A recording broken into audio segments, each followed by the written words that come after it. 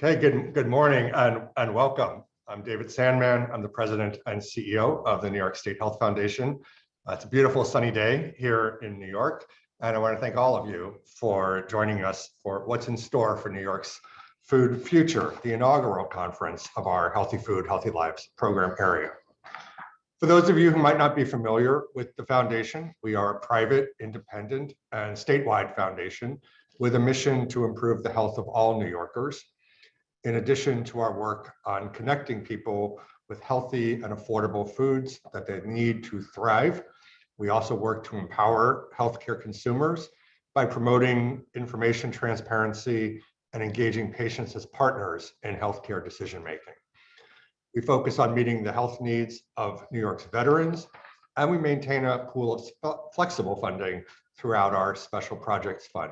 And for the past 2 years, we've been working across all of those areas to address the multitude of needs arising from the COVID pandemic. So to learn more about us, I encourage you to visit our website at NYSHealth.org, sign up for our mailing list, and to really keep up with us on the regular, I encourage you to follow me and follow the foundation on Twitter.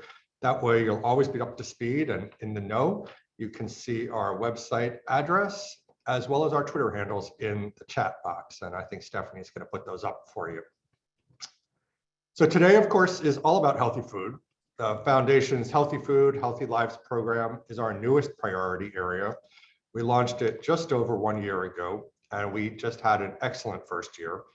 Our goal is to connect New Yorkers across the state with the food that they need to thrive. Food is so central to our lives. It's a necessity of life. It's about survival, but it's about so much more.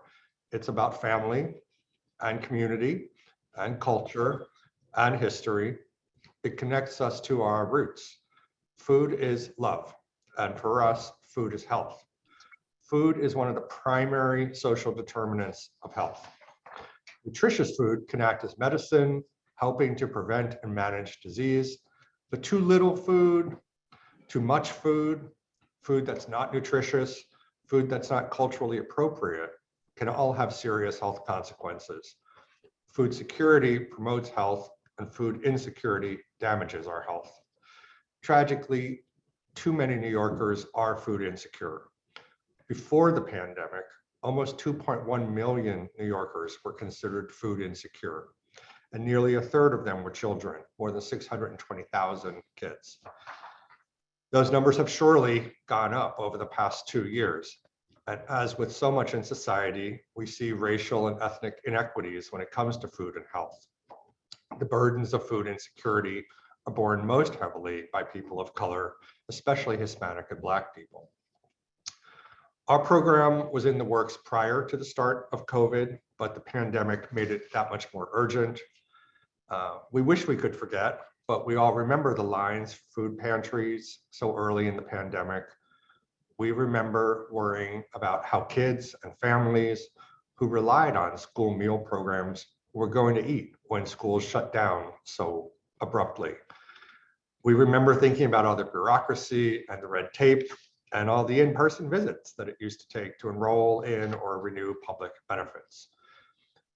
There's not much good about the pandemic, but the crisis did force innovation, and we're proud of how our grantees, our partners, advocates, researchers, and government officials all came together to address those immediate needs.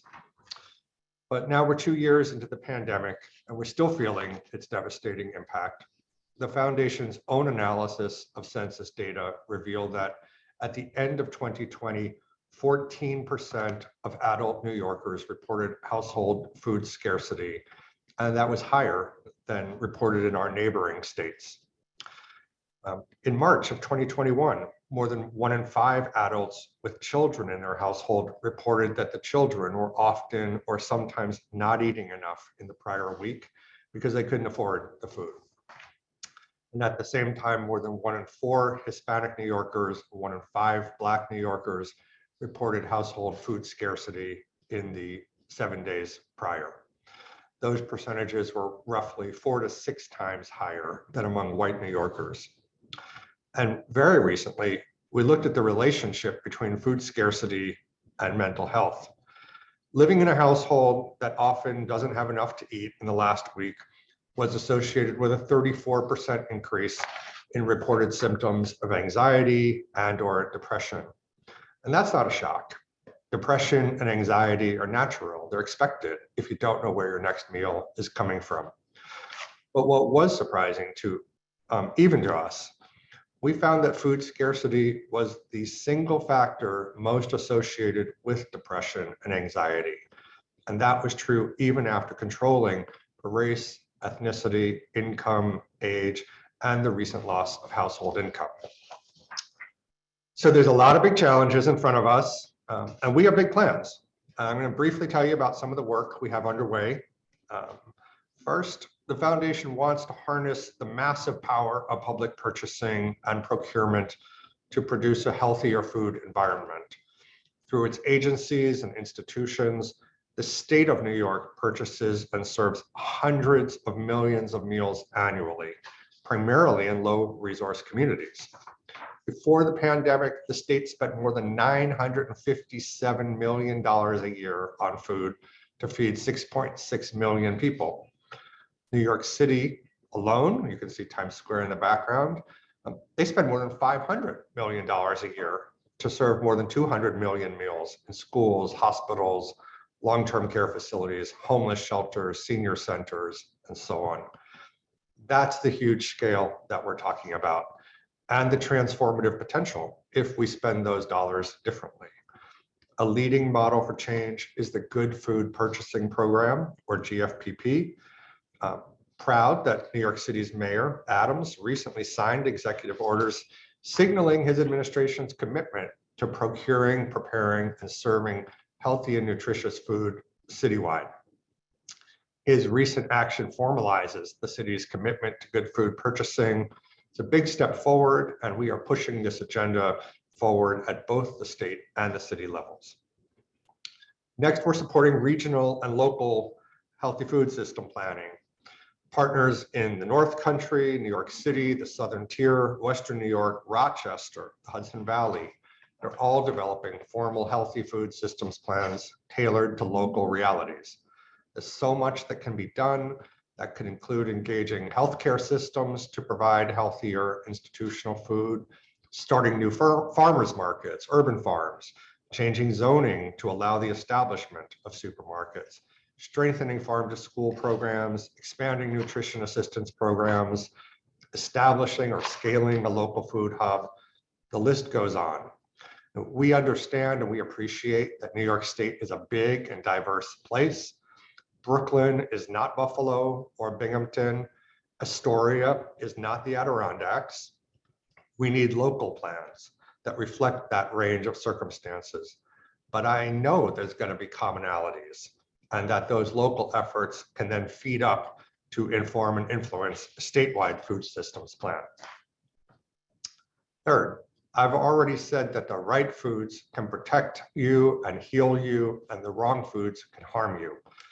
I'm pleased that we're supporting an innovative medically tailored meals program centered on behavioral health issues and a fruit and vegetable prescription program for children. Food can indeed be medicine, and you're going to hear a lot more about this from our first panel today. And fourth, while we also have an amazing panel on the topic that I'm going to bring you to, I can't not talk about universal free school meals. Free school meals improve physical health, mental well-being, and academic performance. Students who eat school meals every day have better diets than students who don't. They consume more fruits and vegetables, fiber, and whole grains. And when meals are free to all, the stigma and the shame associated with school lunch decreases, participation increases. It's a win for health, it's a win for children, and it's a win for equity. One of my proudest moments was when New York City made school lunch free for all 1.1 million of its students, regardless of income. We, community food advocates, and so many others worked hard to make that happen, and we're far from done. Now the foundation, community food advocates, and Hunger Solutions are teaming up to make that happen statewide. And like I said, you don't want to miss that panel. Finally, I do want to leave you in suspense. Later this spring, the foundation is going to release the results of our own original survey research with food insecure New Yorkers. Other surveys are designed mostly to count food insecurity. Ours delves deep into the actual experiences of food insecure New Yorkers. What obstacles do they face? What trade-offs are they making? What coping strategies do they use? How does food insecurity affect their health? And what do they think about various programs and policies? How can they be improved? When you're crafting policy, there is simply no substitute for listening directly to the voices of those who are impacted by the policy. So stay tuned and consider this another reason to join our mailing list and follow us on Twitter. All right, it is time to get on with the show. We're going to begin with a keynote address, followed by 2 panels, and finally some closing remarks. There's a few breaks. We know that Zoom fatigue is real. Your phones are muted if you're a participant, but I really encourage you to ask questions using the chat box throughout the conference. We're going to try to make this as interactive as we can, and I promise we'll get to as many of your questions as we can. Also note, we're recording this session. You can watch it back if you miss anything, and we'll circulate a link and related resources later this week. And as the chat indicates, we have closed captioning available for those of you who'd like to use that feature. Conferences like this one, even a virtual one, require a great deal of effort and planning. I have to publicly thank the foundation's staff for all of their superb work. That starts with Avital, Havusha, Bronwyn, Starr, Julia McCarthy, and Liz Ward, and every member of our communications team. They work mostly behind the scenes, but we wouldn't be here without them. They make it all happen. Now, it's my great honor to introduce our keynote speaker this morning, Dr. Sara Bleich. Earlier this year, Dr. Bleich was named Director of Nutrition Security and Health Equity for the Food and Nutrition Service at the U.S. Department of Agriculture. Last week, right here in New York City, Secretary Vilsack announced the USDA's new blueprint for nutrition security with an emphasis on diet quality rather than just the number of calories being consumed. Dr. Bleich began her service at the USDA in January 2021 as a senior advisor for COVID in the Office of the Secretary. Before that, she served as professor of public health policy at the Harvard School of Public Health. Previously, she was a White House fellow in the Obama administration and also served as an advisor to First Lady Michelle Obama's Let's Move initiative. That is all hugely impressive. I probably only told you half of the amazing things that she has done. But maybe most of all, I'm claiming her as a New Yorker, despite the fact that she was raised in Baltimore. She earned her undergraduate degree at Columbia. So you're one of us, Sara. And I cannot think of a better person to kick off our conference this morning. Thank you for joining us. Following her key remarks, our Vice President for Programs, Avital Havusha, will lead us through a Q&A. Remember, you're part of that by submitting your questions in the chat box. So I guess let's put our hands together. Let's give a very hearty virtual welcome. Dr. Bleich, we are thrilled to have you with us today, and please take it away. Thank you so much, David. I really appreciate the warm welcome. Good morning, everyone. I am Sara Bleich, the new Director of Nutrition Security and Health Equity at the Food Nutrition Service at USDA or FNS, and happy to be claimed as a New Yorker. My dad is actually from New York, and as a kid, I would go up to New York just about every month with my siblings and visit his family up there with my parents. I did go to college in the city, and my twin sister and her son and a bunch of my family live in Brooklyn. So the state definitely feels like a second home. And do want to say that I appreciate all the time and thought that the New York State Health Foundation has put into launching this conference, in particular, Julia McCarthy, who I had the chance to see last week in New York at the Secretary's Nutrition Security Address. And she was very helpful in preparing me to kick off today's conference. I also want to take a moment to thank each of you for your hard work during these unprecedented times of food and nutrition insecurity. You've stepped up when our country has needed you. You have innovated to meet the needs of individuals and families across the nation. And you continue to work on modernizing the federal nutrition safety net, among other levers, to promote healthy eating. I'm also excited to give one of my first speeches after the Secretary's historic and inspiring address on nutrition security last Thursday that David just talked about. It was hosted by Teachers College at Columbia University, and we'll be sharing links to his address as well as the report that we released last week, which outlines our actions on nutrition security. There's also an infographic and new nutrition security web pages, which give a lot of color and flavor about these efforts. So I encourage you to listen and review and be in touch about ideas about how we can further our efforts. And we would also very much appreciate your help in disseminating the materials throughout your networks. Today, what I want to do is share two things for you to be thinking about as you consider what's in store for New York's food future. First, I want to briefly explain the intersection between nutrition security and health equity, including definitions that we hope serve as the foundation for our work ahead. And then I'll give an overview of our nutrition security report that was released last week. And I'll call particular attention to the role of state and local agencies and community organizations. So let's just define a few terms as we start things off. Now, you've probably heard the term nutrition security used a lot over the past year. And what's become increasingly clear is that if you ask 5 different people, you get 5 different answers. And so one of the things that we're trying to accomplish this month in March during National Nutrition Month is to get everyone speaking the same language when it comes to nutrition security.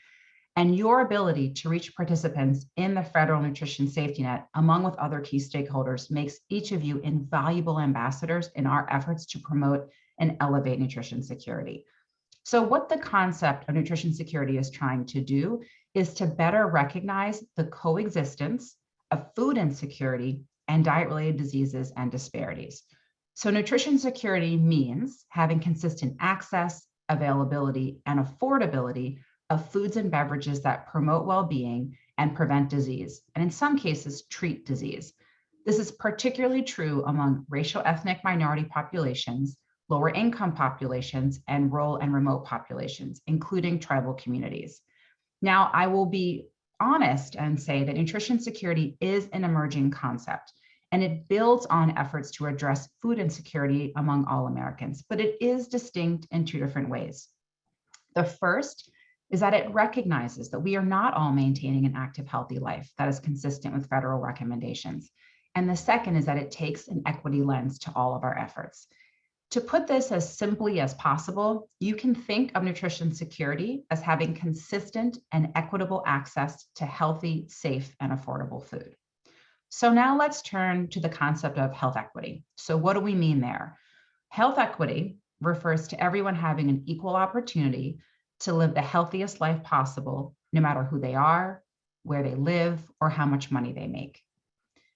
Now, many of you have worked in the food nutrition space for a very long time, and you might reasonably be wondering, why is the Secretary so passionately focused on nutrition security now, as we can probably all agree that efforts to strengthen the public health impacts of the federal nutrition safety net have been increasing over the last few decades, and they're not new.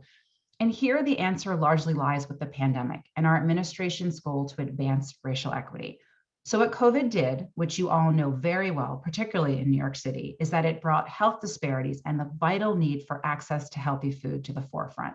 There is one study which estimated that nearly two-thirds of COVID-19 hospitalizations in the US were related to 4 diet-related conditions: obesity, diabetes, hypertension, and heart failure. And disparities in these diet-related diseases are associated with decades of structural limitations to retail food outlets that sell healthier foods. These disparities are also rooted in other long-standing historical inequities. So to make this more concrete, let's think about 2 examples. One is the morbidity and the mortality disparities that Black mothers face, which are amongst the highest in the developed world. And the second is looking at retail food outlets. But backing up for a second, if we think about the mortality disparities that Black mothers face, those are driven in part by limited access to quality maternal care and relatively lower rates of health insurance. Now, the second is access to quality food, which is a much larger problem in poor minority neighborhoods. And besides retail food access challenges, accessing healthy food during the pandemic was challenged, as you know well, by school closures, which halted our ability to serve school meals in the traditional way. Now, if we're being honest, we have to recognize that addressing racial inequities will be challenging work, but it will ultimately be the most effective way to ensure that we all live the healthiest life possible. So I'm looking forward to working with colleagues at state and local agencies, as well as community organizations, on promoting and elevating nutrition security to advance racial equity and to advance health equity. So now I want to turn and talk a little bit about the key equities that USDA brings to bear that make us uniquely qualified to lead the federal government on nutrition security. And there are 4 that I want to highlight with you today. The first is our nutrition assistance programs, which, as you know well, reach tens of millions of Americans, including more than 30 million children at school each day, nearly half of all infants in the US at about 99,000 schools and 250,000 retailers. We focus on ensuring that those who qualify for our nutrition assistance programs are able to participate, that those who participate get benefits that are meaningful, and those who receive those benefits can use them conveniently and in ways that promote improvements in their health and well-being. The second is our nutrition education and promotion efforts, which total more than $1 billion per year across all our programs, with 2 of the largest being SNAP education and WIC nutrition counseling. The third key equity is by translating the dietary guidelines for Americans through MyPlate and by broader investment in research and food systems. And the fourth is all the other complementary activities across the department, like GusNIP and FNAP. So to guide us toward nutrition security, we've identified 4 pillars, and we hope this helps you see how much work we have underway. There is so much going on to be proud of, but the challenge is describing it coherently, and that is what this framework attempts to do. We also hope that this helps you see how your work fits in with USDA and identify gaps and pinpoint where we can do more. So what I want to spend the next few minutes on is running through the 4 pillars, and you can follow along at our new website, which is usda.gov/nutrition-security. And we're also going to show a few visuals so we're all on the same page. So the first pillar is providing meaningful nutrition support from pregnancy to birth and beyond. And we're going to talk a little bit more about each of these. The second pillar is connecting all Americans with healthy, safe, affordable food sources. The third is driving the development and translation of nutrition science to better shape policy and equip key stakeholders like allied health professionals with nutrition information that they can use in increasingly culturally relevant and contextually sensitive ways. And the fourth and final pillar is prioritizing equity every step of the way. So if we turn to the first pillar, which is meaningful support, it has sub-pillars, and each of the pillars have these sub-areas within them. So within meaningful support, you can see that there are 4 areas that we're focused on. One example here is the update to the Thrifty Food Plan, which happened back in the fall. And that falls under this first sub-pillar of ensuring benefits are adequate to support healthy eating patterns. What the update to the Thrifty Food Plan, the update to SNAP did, the reevaluation of the Thrifty Food Plan did, was to increase the value of SNAP benefits by about 21%. Which greatly puts healthy food within reach. The second pillar is healthy food, which has 3 subcomponents within it, one of which is promoting and supporting fruit and vegetable consumption. And you can think about the WIC cash value benefit as one of the key activities that would fall under here. The fourth pillar is collaborative action, and here there are 4 subcomponents. And one of the key ways that we are supporting collaborative action is by translating the latest dietary guidelines into information that consumers can use in a meaningful way. So MyPlate is a key component of that translation. And then finally, equitable systems has 5 sub-pillars, and you can see those listed here. And one key thing that we're doing is expanding online shopping options for SNAP and for WIC participants. One of the key things that happened over the pandemic was the rapid increase in the number of states that allow participants to use their SNAP benefits online. That is now up to 47 states and the District of Columbia, and more to come on what's going to be happening with WIC online. So our website and infographics point out that we have several significant efforts underway in this year and in the coming years. They're going to advance nutrition security in meaningful ways for tens of millions of Americans. And I just want to walk through some of the things that are happening.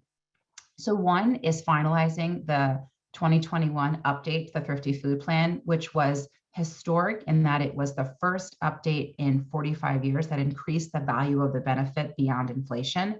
We're issuing updates for Alaska and Hawaii as the last step in that process. We are updating the WIC food package with science-informed changes.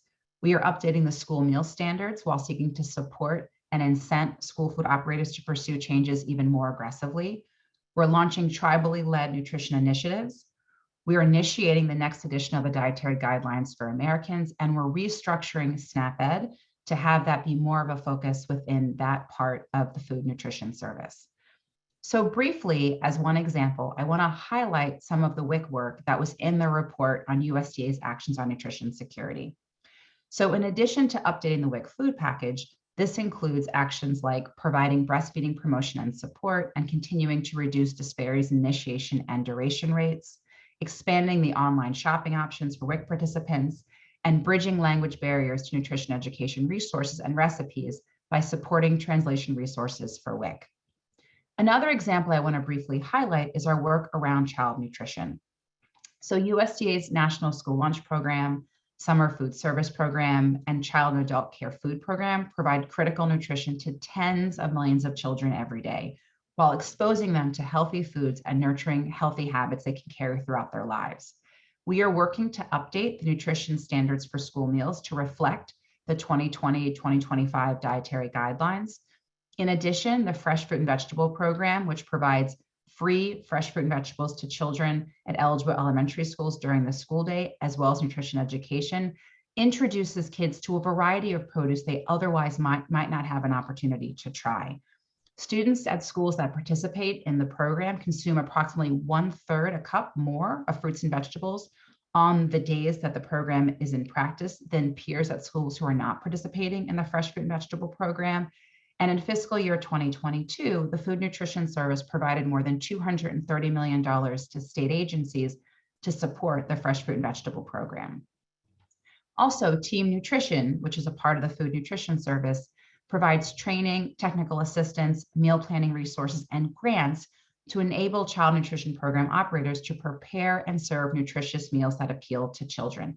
So for example, in FY21, Team Nutrition awarded $5.5 million in grants to help 21 states increase local foods in school meals. And the 2022 Team Nutrition training grants will be awarded to help states equip the school nutrition workforce to provide appealing and nutritious school meals that support the latest nutrition standards through mentoring, training, nutrition education, and more. FNS is also proposing a new $100 million grant program to incentivize healthy school food. USDA will continue to do everything we can to support leaders running these various child nutrition programs during this very difficult time. I will say that we're disappointed that we were unable to secure the needed resources and flexibilities to help school meals and summer feeding programs deal with the serious challenges they're facing. We are encouraging states to work with their local legislatures to look for fiscal relief, and we are doing everything we can on the federal side to be helpful. But we do hope that members can get back to the table to provide programs with much needed relief. Now, across all of these examples, one of the things that I want to underline is that all of this work is driven by research and grounded in science. It's woven into our policies, it informs each of our decisions, and most importantly, it impacts every life we touch. And now what I'd love to do is turn to some of your work, which supports the development and dissemination of science-based, consumer-friendly, and well-coordinated messages on healthy eating. And I'm very pleased that there are examples which fall under each of our nutrition security pillars. So let me start by highlighting a few New York State health grantees whose work falls under the equitable systems pillar. So one is the Massachusetts Avenue Project, which is partnering with the Black Farmers United to advocate for food policies that advance a just and equitable food system. Another is Farm School New York Incorporated, which is launching a multifaceted campaign to help Black farmers across the state advance solutions for racial equity in agriculture and healthy food. New York State Health also supports work that falls under our healthy food pillar. And two examples here are Food and Fork, which secured a $4.6 million GusNIP grant to continue expanding its Double Up Food Bucks nutrition incentive program across the state. Field and Fork is expanding the program's operability into grocery stores and implementing new technologies based on loyalty card and point of sale systems. And previously, SNAP customers used tokens or paper vouchers. So transitioning to a high-tech system like this will make it easier for customers and vendors to participate. And the second example here is Foodling, which is extending the reach of its mobile curbside market in Rochester to ensure healthy food options for families that use WIC. This program is operating in routes 5 days a week at 15 unique sites, and it's serving hundreds of people each day. And then under meaningful support, one example to highlight is American Farmland Trust, which is based in Saratoga Springs. They led a successful campaign to increase state investment in the National School Lunch Program. And now schools that increase their spending on food from New York farms quadruple their state reimbursement if they spend at least 30% of their lunch budget on New York grown and raised food. And finally, let me lift up an activity that falls under our collaborative action pillar. And this is ADK Action, which helps bring locally produced food into reach for individuals in the North County who are just above the poverty line. They're providing technical assistance and developing a how-to manual to help small vendors apply to become online SNAP vendors. They're also testing the feasibility of consolidating multiple nutrition incentive benefits into one unified card system, which is going to make it easier and more efficient for customers and vendors to have streamlined purchasing experiences, both online and in person. So before we get to the Q&A with Avital, let me leave you with 3 concluding thoughts as we kick off this inaugural conference. The first is that now is the time to lean in, since food insecurity and diet-related diseases are high, and diet-related diseases are rising due to the pandemic. They also disproportionately impact historically underserved populations. The second is that nutrition education and promotion plays an invaluable role in our department's ability to not just provide all Americans with access to safe, nutritious, and affordable food, but also to help them understand how to prepare it on a limited budget and facilitate consumption across a range of life stages and food preferences. I have 2 little girls, and I find these tips for promoting healthy eating as a really helpful and engaging way to engage young people in positive food experiences. And last but not least, I want to emphasize that USDA cannot do this alone. In addition to leveraging our equities, we need to effectively and efficiently engage and collaborate with external partners. So we look to lift up what has worked and to create or enhance additional promising opportunities by partnering with lots of other organizations like yourselves. So in closing, I hope that I provided some food for thought for how state and local agencies, as well as community organizations, can help us to promote and elevate nutrition security. I hope these remarks have made clear how nutrition security fits within New York's food future, as well as states, tribes, and communities where you focus. Partnership is going to be key to advancing nutrition security, so please know that we are always open to hearing from you. So let me stop here and welcome questions from Avital. Thank you. Okay. Thank you so much, Dr. Bleich. That was really superb. You said food for thought, so I'll match you with another pun and say you have really set the table for us today with all the food related issues and initiatives being undertaken at the USDA. And we're so grateful for your service to the country and you being there at the federal government leading this work. Thanks for your shout outs on some of the work that the foundation is supporting and how we fit with USDA's agenda as well. I'm thrilled the chat box is buzzing. I see a gazillion questions and comments there. I just want to say, I think it was Mike Matthews who posted one about the food insecurity among the veterans population.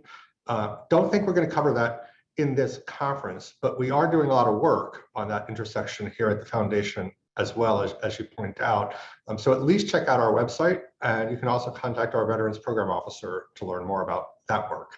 Now I'm going to turn it over to the foundation's Vice President for Programs, Avital Havusha, who's got some really good questions of her own cooked up, but is also going to fold in what she can from the chat box. So thank you again, Sara, and over to you, Avital.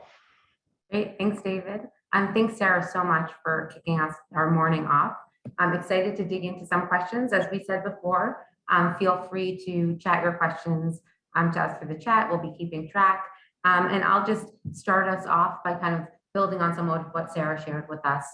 So Sara, maybe if we could start a bit by talking through a little bit more about how the local communities can share back information with USDA and be kind of meaningful partners in this work. It was so helpful for you to describe a lot of the collaborative efforts going on here in New York. And just really curious to hear a little bit more from you about what are some of the actions that the community stakeholders that you mentioned and others that might be on the call today, what information will be helpful for you at USDA for them to share, and what's the best mechanism for them to do it? Yeah, so there's a lot here, and that's a great question. I want to foot stomp on the point that we are really relying on community organizations, local and state agencies to help us accelerate our work across the 4 pillars that basically underlie all this nutrition security work. So our third pillar focuses on collaborative action. And what that means is us working together with others to promote and elevate nutrition security. So what we are looking for from all of you, our ask is if you could please help us disseminate the materials that hopefully have been shared with you in the chat. Key among them are the Secretary's remarks, but those are rather long. So if people are looking for bite-sized chunks, if you can circulate the infographic, which really helps lay out what we mean by nutrition security, including both the definition, the motivation, and the pillars that we've been talking about, and the report, which gives a summary across the different pillars of the various actions that we're doing. And then the third thing is the web pages, which are live and dynamic. So we are continuing to add in examples of work across the department that really adds color and context to the various pillars that we've talked about today. And I would say that we also want to hear from you about the work that you're doing and different examples that we can help to lift up, particularly if they are related directly to the programs that USDA administers. So I would say you can reach out directly to me with those examples, and we would love to hear about them. And also, if there are opportunities with your various organizations where we can be helpful in spreading the word about nutrition security, what it means, what we're trying to accomplish, we welcome those opportunities to come and speak with your various organizations. Thank you. No, that's really helpful. And I think we'll, as at the foundation, we'll also help coordinate some of that sharing. We're happy to take on that role. So moving a little bit to some of what you discussed early in your presentation about kind of the impetus for some of this work, what happened during the pandemic, of course, as the impetus for a focus on equity. And then you touched a bit on some of the waivers that maybe have been in place over the course of the past few years, making the note about, you know, some of the risk of the child nutrition waiver ending in June. But can you speak a bit more to some of the other waivers that were put in place, either related to SNAP or WIC, and what might the future hold for those waivers that have helped people get additional access to the healthy foods that they need? Yeah, that's a great question. And I'm guessing it's top of mind for many of you. So just to go through some of them, because there, as you know, there have been lots and lots of waivers. So there was the historic update to the Thrifty Food Plan that we talked about briefly, which substantially retooled the SNAP program. So just as a reminder, that reevaluation, and I'll just say it again, was the first increase to the SNAP benefit above inflation in 45 years. And it increased the amount of the monthly benefit by 21%. So that's key because it puts healthy food within reach for participants in the program. The COVID-19 flexibilities also accelerated our work in offering online SNAP, and we are beginning the work for online WIC. And so more to come about that in the future. Through the American Rescue Plan, we at USDA received $390 million, which is available to help us carry out outreach, innovation, and program modernization. And this is to increase participation and redemption of benefits for WIC and the WIC Farmers Market Nutrition Program. Now, as I said earlier, and really want to emphasize, we are doing everything we can to support leaders that are running these programs during this time. To be honest, we are disappointed that we were not able to get the resources that we need to continue the flexibilities for school meals and summer feeding. And we know that returning to pre-pandemic operations is challenging. We really want to encourage states, and there's a short window here, that if you can, to work with your legislatures to look for fiscal relief and be prepared for the pre-COVID world starting later this summer. But again, we are here to be helpful. And our hope is that members can get back to the table to provide programs with the relief that we need. But obviously at USDA, we can't control what happens in Congress. Thank you. No, and that's helpful. And I think, really good call to action for some of our participants today. Maybe we can move on to some of the, I'm tying in some of the questions that I'm seeing from the chat about some local initiatives and really building on how this departmental initiative can translate at the state and local levels. One of the things we know, and has been noted by a few of our participants, is that some neighborhoods don't have the same access to fresh, appealing, culturally responsive foods as others. And just curious to hear from you a little bit about how public policy and maybe the 4 pillars themselves might be able to help us address some of those issues on the ground. Yeah, so first off, that is exactly right, that what you see in one town or local area may look very different than what you see in another town or local area. And I am seeing that very clearly as I have the opportunity now to travel around the country as things are starting to open up. So I think one thing is, as we think about the application of these various policies to different environments, it's important to meet communities where they are with the resources that are available to them, but thinking about how do we best leverage the dollars that we have. I do think that one important area of opportunity is SNAP education, which all states receive funding in, and particularly in SNAP education, one key area that I think we really want to push on is policy, systems, and environmental change. So this is ways that you can try to help promote healthier eating patterns, promoting physical activity, and it's one of the most evidence-based ways to encourage healthier behavior change. And we have emerging evidence coming out of states that it appears to be working. And so what we would like to see is more states expanding their use of these policy, systems, and environmental change to help us build an evidence base of what works and what's most effective. And this is particularly true among historically underserved communities. One of the reasons why SNAP Ed can be so effective at reaching into these populations is because it is administered through tens of thousands of of partners. So there's implementing agencies and then tens of thousands of community partners who are trusted members of communities. So this could be churches, this could be barbershops. These are different parts of local communities where you can really try to disseminate information. And what we need to try to push and accelerate this is that it not just be direct education, but that we really try to amplify the use of these more holistic changes. This is the policy, systems, and environmental changes. You can think of this as a community garden as an example. We need more of this to get healthy food and get healthy food practices amongst historically underserved communities. I would say another thing that's going to be important is thinking about workforce development initiatives. We are doing that on the USDA side, but it's also going to be important in states because it's really key that in the social safety net that participants see people that look like themselves. And the Secretary speaks on this a lot. And states can play a really important role in helping us to build a talented and diverse pipeline. So I'd say those are the 2 areas that I think at the local level you can really push on that can help to make a difference.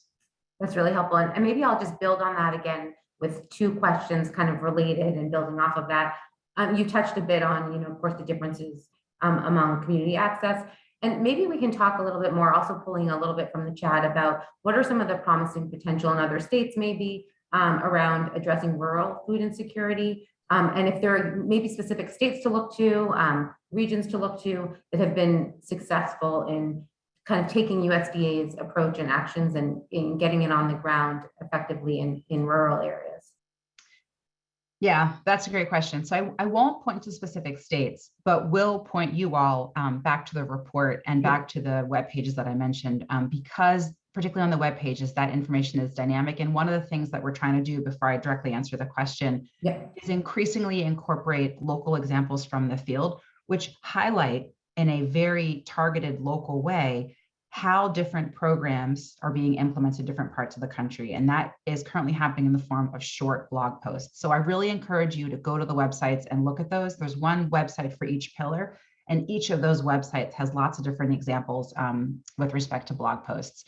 But as we think about rural communities, and I might add to that tribal communities who are often located in rural and remote areas, one of the things that USDA is doing is we have an Indigenous Food Sovereignty Initiative that is mentioned in that report. It's mentioned on the web pages, and it's an effort where we're really trying to encourage community-driven, locally produced healthy foods.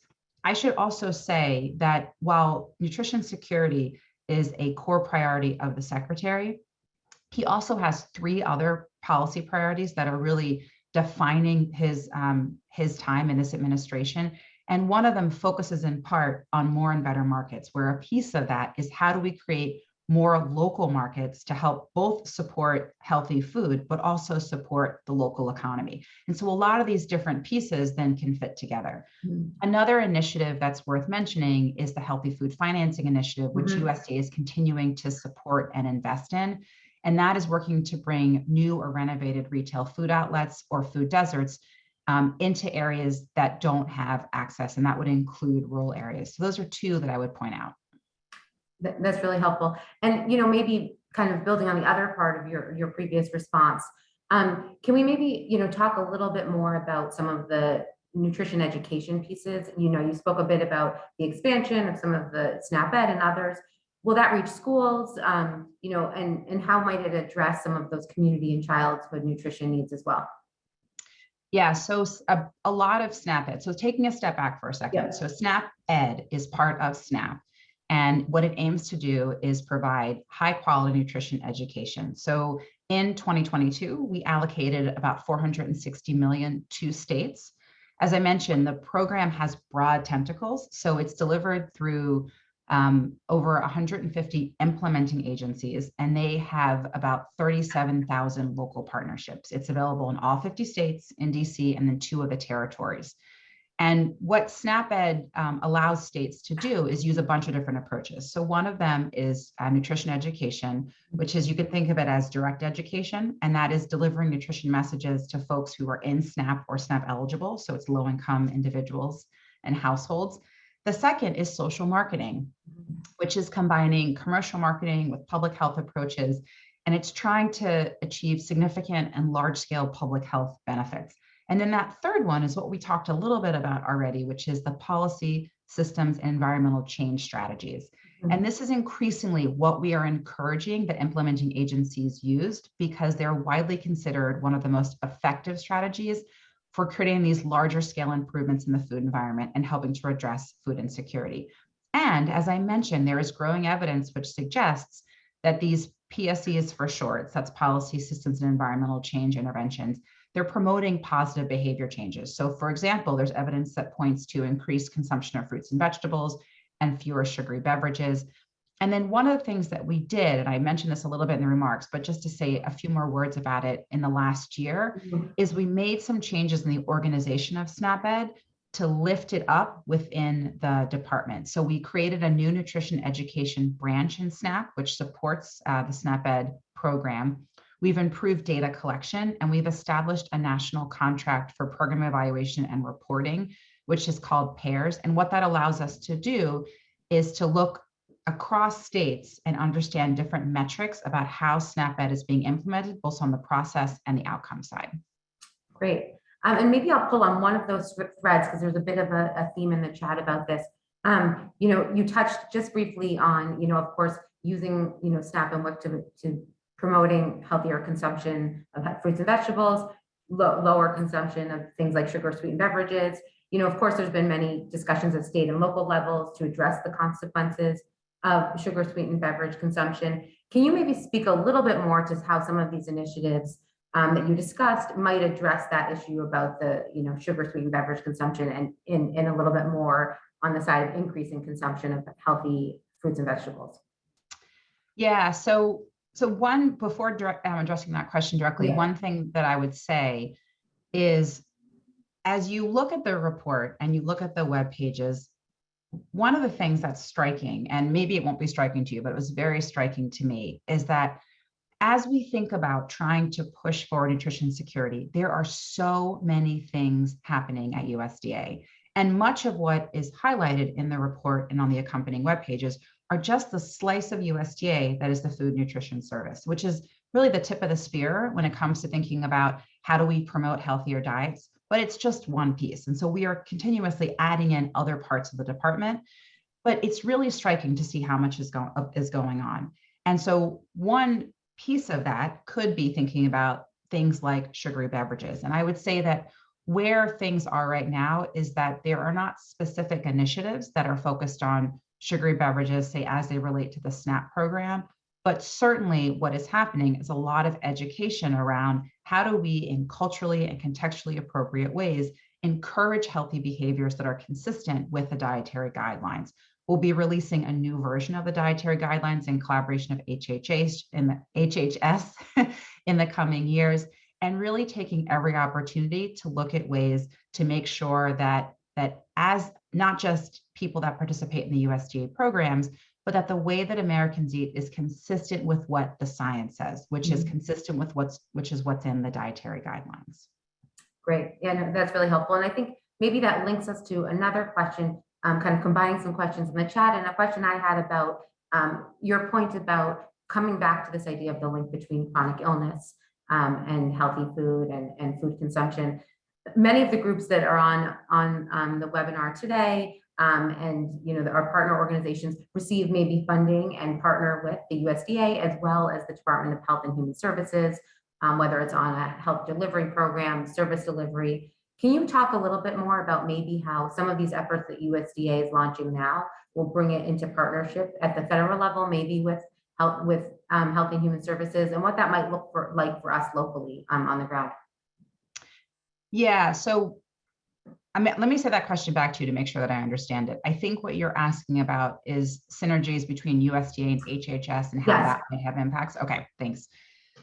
So yes, that's a great question. And we are working directly with HHS now, I keep messing up their acronym, to think about, how do we leverage our relationship, our collaborative relationship, to maximize participation across programs. So we're doing that on the Medicaid side and thinking about how do we think about the enrollment in Medicaid and how that relates to WIC and other programs. We are also partnering with the Social Security Administration to also think about how do we use them as a way of leveraging participation in our programs. I think one of the things that is really critical to these nutrition security efforts, and this is where the states come in, is that the Food Nutrition Service does a lot of really critical work, but it cannot do that work without all the partnerships with the states. And so we really look to states to think about how do we help increase participation in the program where it's low. And so a really great example of this is WIC. So WIC, as we are well aware, is a program that increases health outcomes for infants. It increases health outcomes for moms. It's got all these far-reaching positive benefits. However, the percent of people who are eligible that actually enroll in the program is far too low, and is at about 50%. So one area where we could really use your help is thinking through how do we motivate more participation in WIC? Part of that could happen through outreach. We are doing a lot of that through the WIC 390 funds that came through the American Rescue Package. Part of that can happen through creating synergies between the social safety net so that enrollment in one program means enrollment in another. Some of this will be achieved by federal efforts, but we are really looking to all of you to help with this on the state level, because you know your populations best. You know what is going to help motivate a mom to enroll in WIC. And so we'd really look to you to help partner with us there.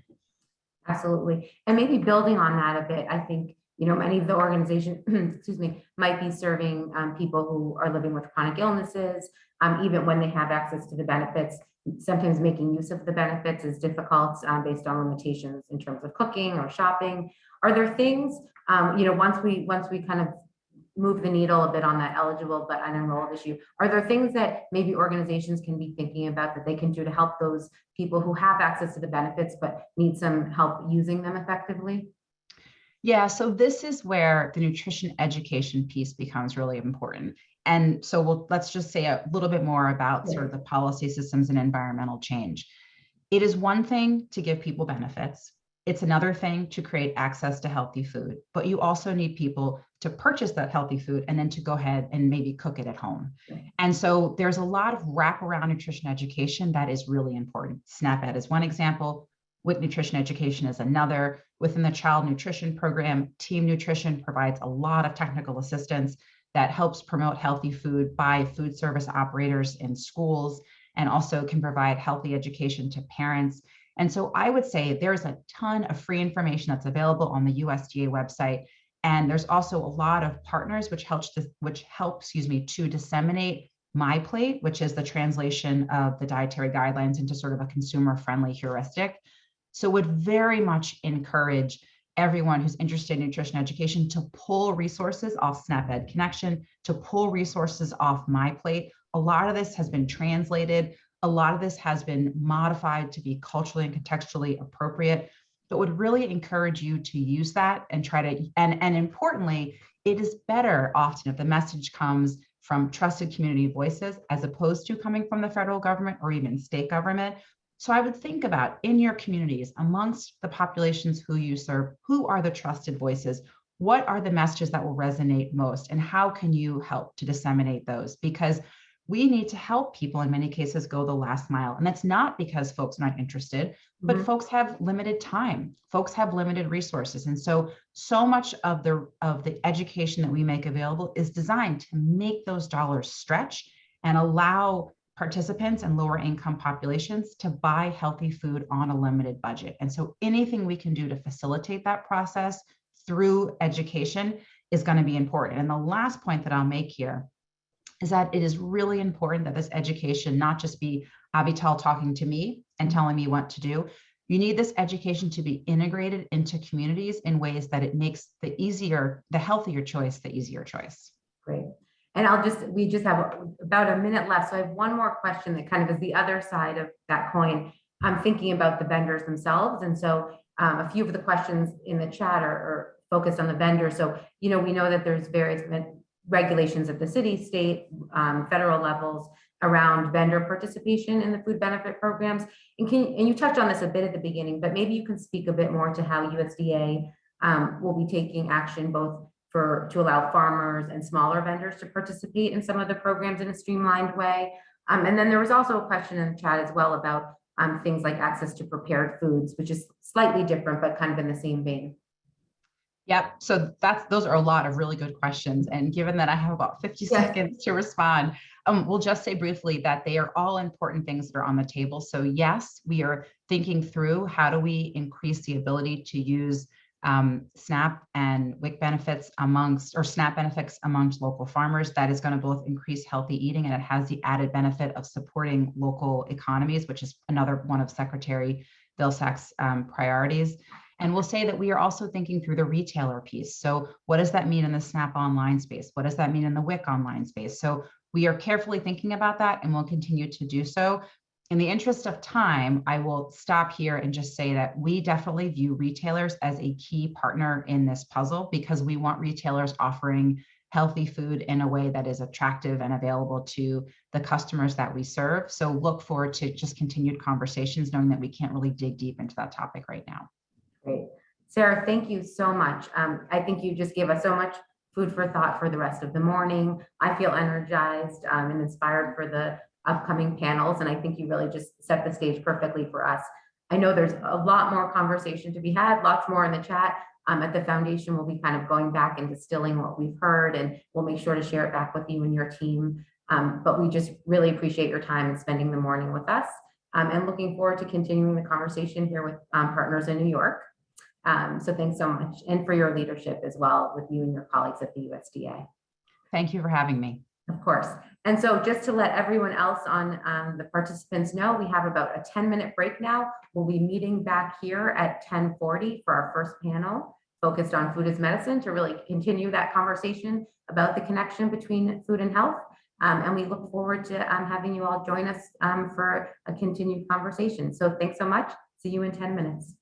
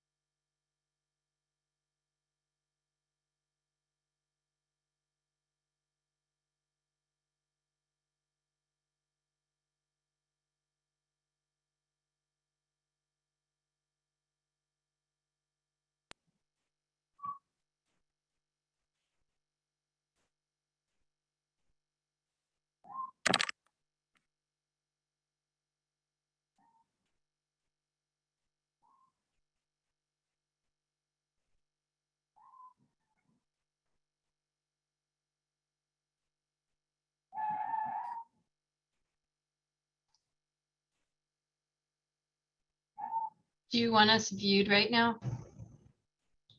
Sorry. We'll get started in a second.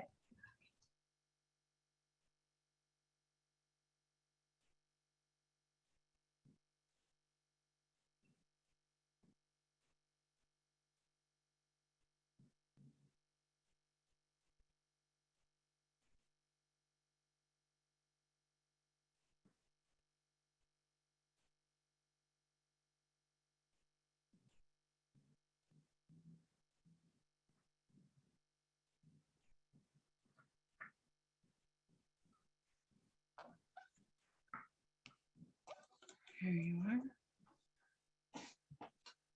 You're on. Okay, can you hear me? We can hear you. Okay. Oh, Sorry about that. who's that? Cut it off. I'm so nervous. I'm so We'll go nervous. ahead and get started. Good morning, everyone. My name is Bronwyn Starr. I'm a senior program officer here at the New York State Health Foundation. I've really enjoyed seeing the conversations happening in between our panels offline, so I'm glad everyone is still engaging. So this first panel of the day is focused on food as medicine, and we will discuss how we can replicate, scale, and finance this evidence-based intervention. We will primarily be hearing about medically tailored meals and groceries today. As the National Food as Medicine Coalition says, medically tailored meals are the only known food insecurity intervention that helps overcome 4 key barriers to health. 1, difficulty changing dietary behaviors. 2, limited access to health promoting foods. 3, insecurity related to food access. And 4, choosing between optimal disease management and the purchase of healthy foods. NYSHealth has been providing support to nonprofits for produce prescription programs in the past, and now through Healthy Food, Healthy Lives, we are supporting more food as medicine projects. So one of the things I'm excited to hear about today is how our panelists are participating in and supporting these programs in order to scale them and help more New Yorkers get the food they need to keep them healthy in a more dignified way. Now I would like to introduce our panelists. Their complete bios are on our website. Tammy Holmes is a client of the Food as Medicine program of Capital District Physicians Health Plan, or CDPHP, and the food pantries for the Capital District. Natasha Pernica is the Executive Director of Food Pantries for the Capital District. Amanda Parsons is the Vice President of Clinical Services at Health First here in New York City. And Martina Ahazi is a project manager with the Bureau of Social Care and Supports at the New York State Department of Health. Panelists will have about 10 minutes to speak to each of their perspectives. Then we'll open it up to questions from the audience. And again, you'll be able to support your questions through the chat box. So I'm going to ask Tammy to go first and set the stage for the importance of food as medicine programs. Tammy, you've had some complex health issues to deal with. You are a client of CDPHP's Food as Medicine program. You're also trained as a nurse, so you understand how nutrition insecurity and food insecurity can affect your health. Your perspective as a food as medicine client is invaluable today, so thank you for being here and being willing to discuss your experience. Hi.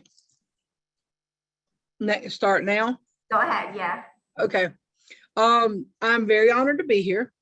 I participate with CDPHP here in Albany, and I was asked if I wanted to do the Food as Medicine program with the prescription for the medically tailored medicine.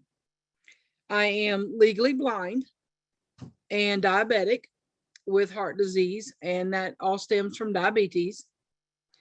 I had actually thought about this program, coming into play many years ago, that if people were given the opportunity to have healthier food options and food made more affordable, then our health issues and a lot of issues with access would be eliminated. I have had so many wonderful opportunities. I know I'm not a New Yorker, but I have been here long enough. I know, don't hold it against me. I'm from Boston. No, not really. But, being from the South, we're raised that, everything is unhealthy, and it kind of instills in you. And sometimes when you're not knowing, the knowledge is not there, then you kind of turn a blind eye and a deaf ear. I consider myself the poster child for food as medicine. Raising 2 grandchildren alone, I literally have had to make choices on what gets bought in a store. And obviously with little ones at home, and I'm only 52, their needs come first. So doing this program is absolutely been a godsend to me. The nutrition education alone, learning what is good and not good to eat. Who knew that celery had salt in it? I mean, just learning the bare necessities, and going forward, having all the background and the educational support through the nutritionist has been wonderful. I have lost 38 pounds. And after being sick for so long, and my medical conditions causing me to gain weight with steroids, I didn't think I would be able to start this process to lose weight. But the educational bit opened me up and showed me that I can literally do this. I can get back up and become healthy. I was listening to the 2 ladies before me from the state and federal level, and they have no idea how the words they were saying impact people like me. I am the middle age grandmother raising children. And when times are tough, like right now, I didn't know I was going to have a stroke. I didn't realize I was going to be legally blind. I didn't realize I was going to be in a wheelchair. And so our income is dependent on Social Security, SSI, and SNAP. And times with this pandemic, things have been incredibly hard. Incredibly hard. Both my grandchildren, they call me mom, are autistic. And it is absolutely heartbreaking, because we have great programs like WIC. We have SNAP. And I see people in the store misusing SNAP for things that shouldn't be bought, like sodas and candies. And I'm sitting here thinking to myself, they have no idea they're wrecking their health. And here I am, learning more and more. And I know that on the federal and state levels, being able to reach out and teach the children young, like in school, when they change the school lunches to become more healthy, that was a godsend. Because even now, my 7-year-old, mama, that's not healthy. And I'm like, wonderful. She's making great choices, and that's helping us, because if anything, I would love to go back to work. I mean, I would love to go back to work. But unfortunately, the health and the insecurity of my health was my biggest barrier. And now that I am absolutely, losing weight, my blood pressure has literally come back to normal. My A1C, which for those that don't know is a diabetic number that tells you your hemoglobin A1C, tells you how your blood sugar has been doing over a 3-month period. I have seen A1Cs of 16.6, which is off the charts, meaning my blood sugar ran over 700 every day, when a normal is 80 to 120. My A1C now is 6.7. Why? Because food is medicine. I was able to listen to the nutritionist. I was able to learn healthier options and healthier ways of cooking.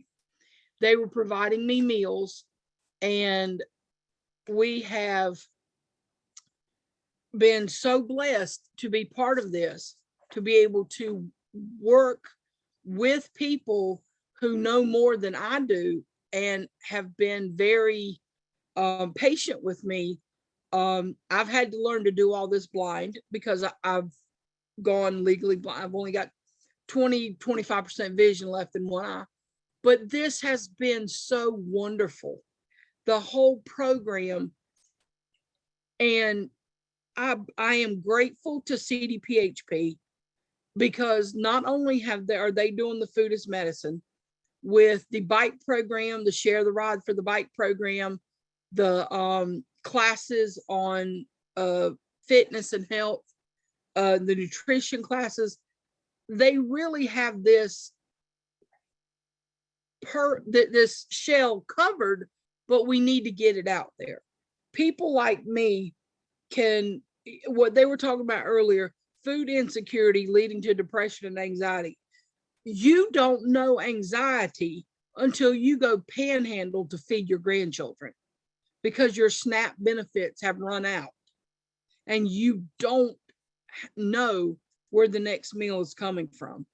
I've been in those shoes. I do understand the anxiety and the fear. And while people would look at me and say, well, what are you doing raising children? Well, I can't answer that because these are my kids. And I am very grateful that CDPHP has offered me this opportunity to be in the Food as Medicine program, to be a spokesperson to get this message out and share my health and my issues. I have nothing but praise to say for this. And I hope that other people in other counties and other states in the nation will begin this program or pick it up and go so that other people like myself can benefit from it. And not only that, I am with blood pressure and sugar and everything back under control. I'm feeling much better. I have began to have hope again. And food as medicine is one of the key things that has done that for me, because I know now what to eat and when to eat and how to eat. Whereas before it was whatever. And it has given me opportunities that I didn't have before in proper nutrition and the whole scenario. I'm very grateful. But for those of us who do live in food insecurity and not understanding the access and how to reach it and what to do, this program is much needed. I'm on half of the insulin that I used to take. This program saves tremendous amount of money in the end. When you look at what medicine costs today as opposed to healthy food options, it's a no-brainer. Pay me now or pay me later. Give me healthy options, give the children healthy options, give families healthy options, and they'll have less food. They'll have less health issues in the future. I'm proof of it. And I'm so glad to be here today to share my story and be a panelist. Thank you so much, Tammy. That was definitely inspiring. There are so many supportive, appreciative comments coming in. Someone suggested you should become a motivational speaker, so maybe you have a new career ahead of you. Well, I've done motivational speaking for domestic abuse as well. Well, thank you so much for sharing your experience. I think you really set us up well for the panel and for the next speaker. So we're going to turn it to Natasha Pernica from Food Pantries for the Capital District to speak about her organization's work in the food as medicine space and some of their successes and lessons learned that we can take moving forward. Natasha. Great. Thank you so much, Bronwyn. Tammy, thank you so much. Your inspiration and You are the reason that we are working together collaboratively to do this work, and why it's so important, because it's for you, it's for your grandchildren, and it's for the almost 10% of our population in the United States that are food insecure. So I am so grateful to be here today. Again, I'm Natasha Pernica from the Food Pantries for the Capital District, also the New York State Community Food Assistance Network. And, you know, food as medicine is not a new concept. This concept has been around for years. And here in the nonprofit sector, we have been working hard to provide access to food for decades. And we're at this incredible point in time where there's momentum to build on sustainable funding for nutritious food access. So I want to just talk briefly about malnutrition. According to Health Affairs, malnutrition is an under-recognized health issue that results in substantial disease and economic burden, as well as elevated mortality rates. I don't know if this will be surprising to you or not, but up to 50% of hospitalized patients in the United States are malnourished or at risk for malnourishment, but only 8% receive medical diagnosis of malnutrition during their hospital stay. So one of the most important determinants of health is balanced nutrition. And although community-based nutrition resources exist, many patients who are malnourished or at risk do not receive post-discharge nutrition support that's needed to improve their health outcomes. So really, what I want to talk about is the action to improve access to community-based nutrition resources, because it's critical, and not just that access, but also the sustainable funding and resources so that the nonprofit sector can provide consistent services to make incredible differences in people's lives, just like Tammy. So the Food as Medicine at the Food Pantries for the Capital District, we are a unique organization in that we are a coalition of food pantries. So back when DISRIP started, our concept of food as medicine was as a network or system, as opposed to one particular location. So back in DISRIP, when we were envisioning what food as medicine would look like for our coalition of nearly 70 food pantries, when we're talking about the impact that it can have, and Tammy said, nutritious and healthy food is cheaper than insulin. So in our mind, the ability to get people like Tammy into programs, we thought this could be a prescription, right? Prescription like insulin. The consumer has access to this at many pharmacies, right? The one that's close to your neighborhood. Because we're a network of 68 food pantries, we thought, well, that would make it convenient. People could get their healthy food at their location that's convenient in their region. And so the other thing that is important to us when we're talking about food as medicine is the continuum of food as medicine programs. Healthy prepared meals has really taken off. That's an incredible component of the food as medicine continuum of care. The other things that are critical are the grocery model, because for some people, they are able to cook, and that nutrition education component is really critical to the grocery component of medically tailored food. Tammy also talked about nutrition education and how important that is. So when we launched our Food as Medicine program in 2020, I especially want to thank CDPHP and the Healthy Alliance IPA for investing in our program in 2020. We launched it with multiple levels of service.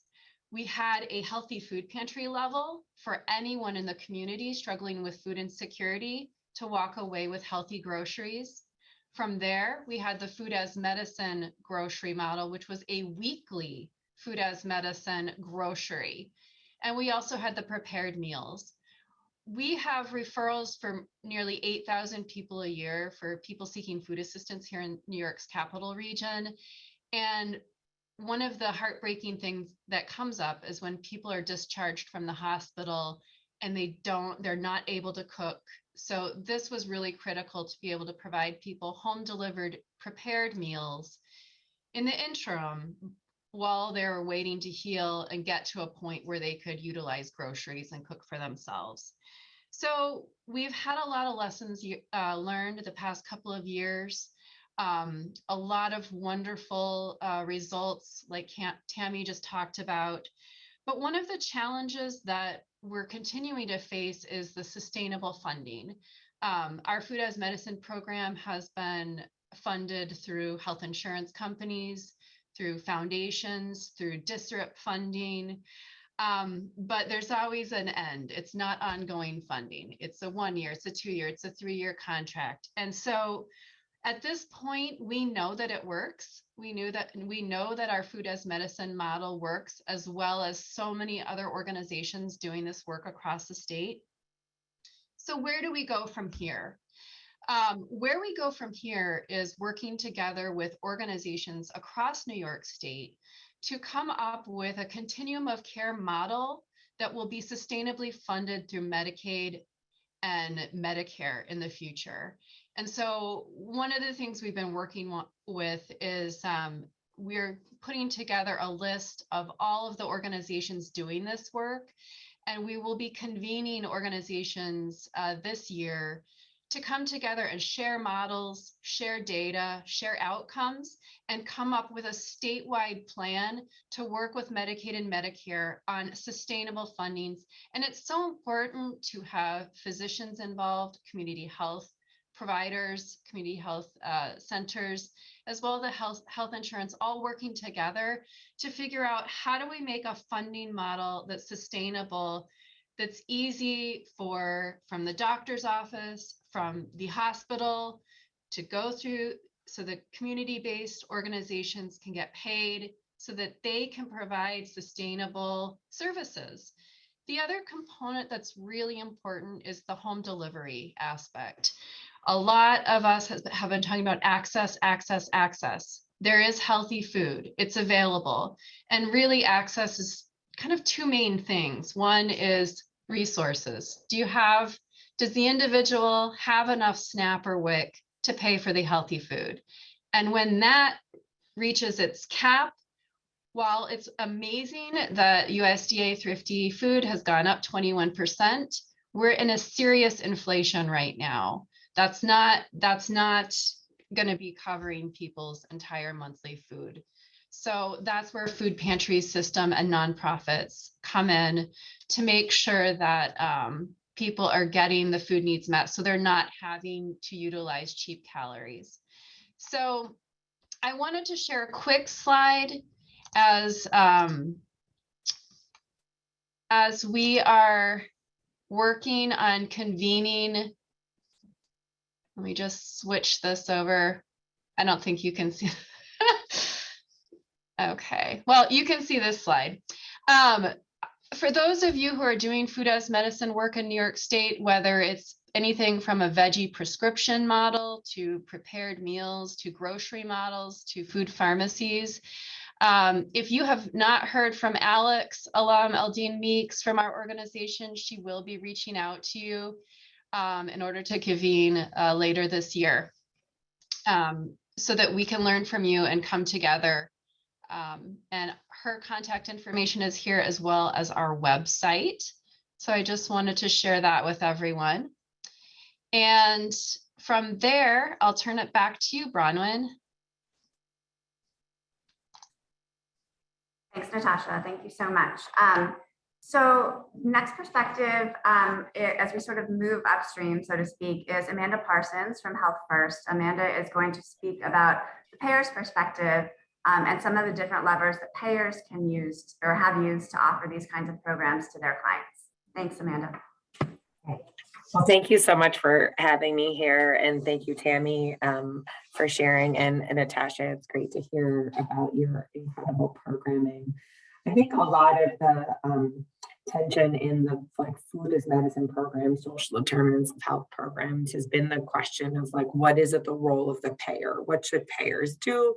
Because ultimately, they're the ones paying for the insulin. They're the ones ultimately paying for the hospitalizations that can hopefully be avoided if a lot of these social determinants of health are addressed. And I think having now been at two different payers, MetroPlus and now at Health First, both of whom are deeply engaged in this type of work.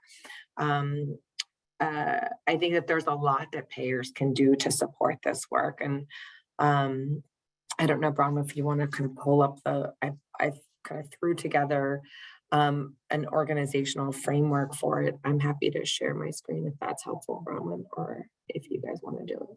You can go ahead and share. Okay. Give me 1 second to navigate to share and here. And sorry, screen, give me 1 second. All right, and I share, I'll just turn it on present. So I think we really think of it here as like an ecosystem style approach. There's a lot of different levers that health systems can pull. First and foremost, getting involved in the screening and the referral very directly themselves and not leaving that to the provider community alone or to the CDOs alone. It's really incumbent on health plans to implement screening for social determinants of health, including issues like food insecurity, but not limited, right? There's a lot that can be done around housing, interpersonal violence, even issues around housing quality and for people who have, mold or bugs or rodents or things like that who could benefit from approaches to integrated pest management. And I think when you really drill down into the social determinants, there's a lot that can be done, and lack of conceptualization of a solution shouldn't be the reason why people don't screen. There's a lot that can be done, and I really think it's great when health plans just get familiar with the resources, get familiar with the tools that link them to resources, and really embrace screening. We also, as health plans, can leverage there are wonderful resource guides out there like Unite Us and Aunt Bertha and others that have really done a great job of collecting all the different resources out there. And health plans also can purchase these tools and make referrals to the CDOs and to government agencies and create those linkages.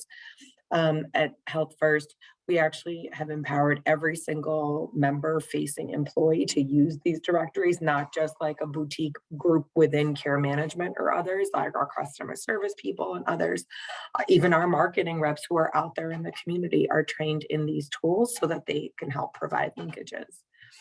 The other is to really think about solutions as part of the benefit design. So for instance, in Medicare Advantage programs, health plans can create supplemental benefits that are not part of the traditional array. And so this is where you see a lot of the innovation around things like food. So they can create things like food vouchers if a member can engage with a care manager. I know at MetroPlus that was done initially through Grow NYC and then this year through the New York City Health Department's Health Bucks program. And so the health plan would pay $64 a quarter to a member who engage. Everything simple like watching a video or getting a nutritional pamphlet or setting up an appointment with a nutritionist. A little bit of engagement would get the member the $64 a quarter that they could use whenever they wanted at a local food district, a local farmer's market. There also, as part of the benefit design, you can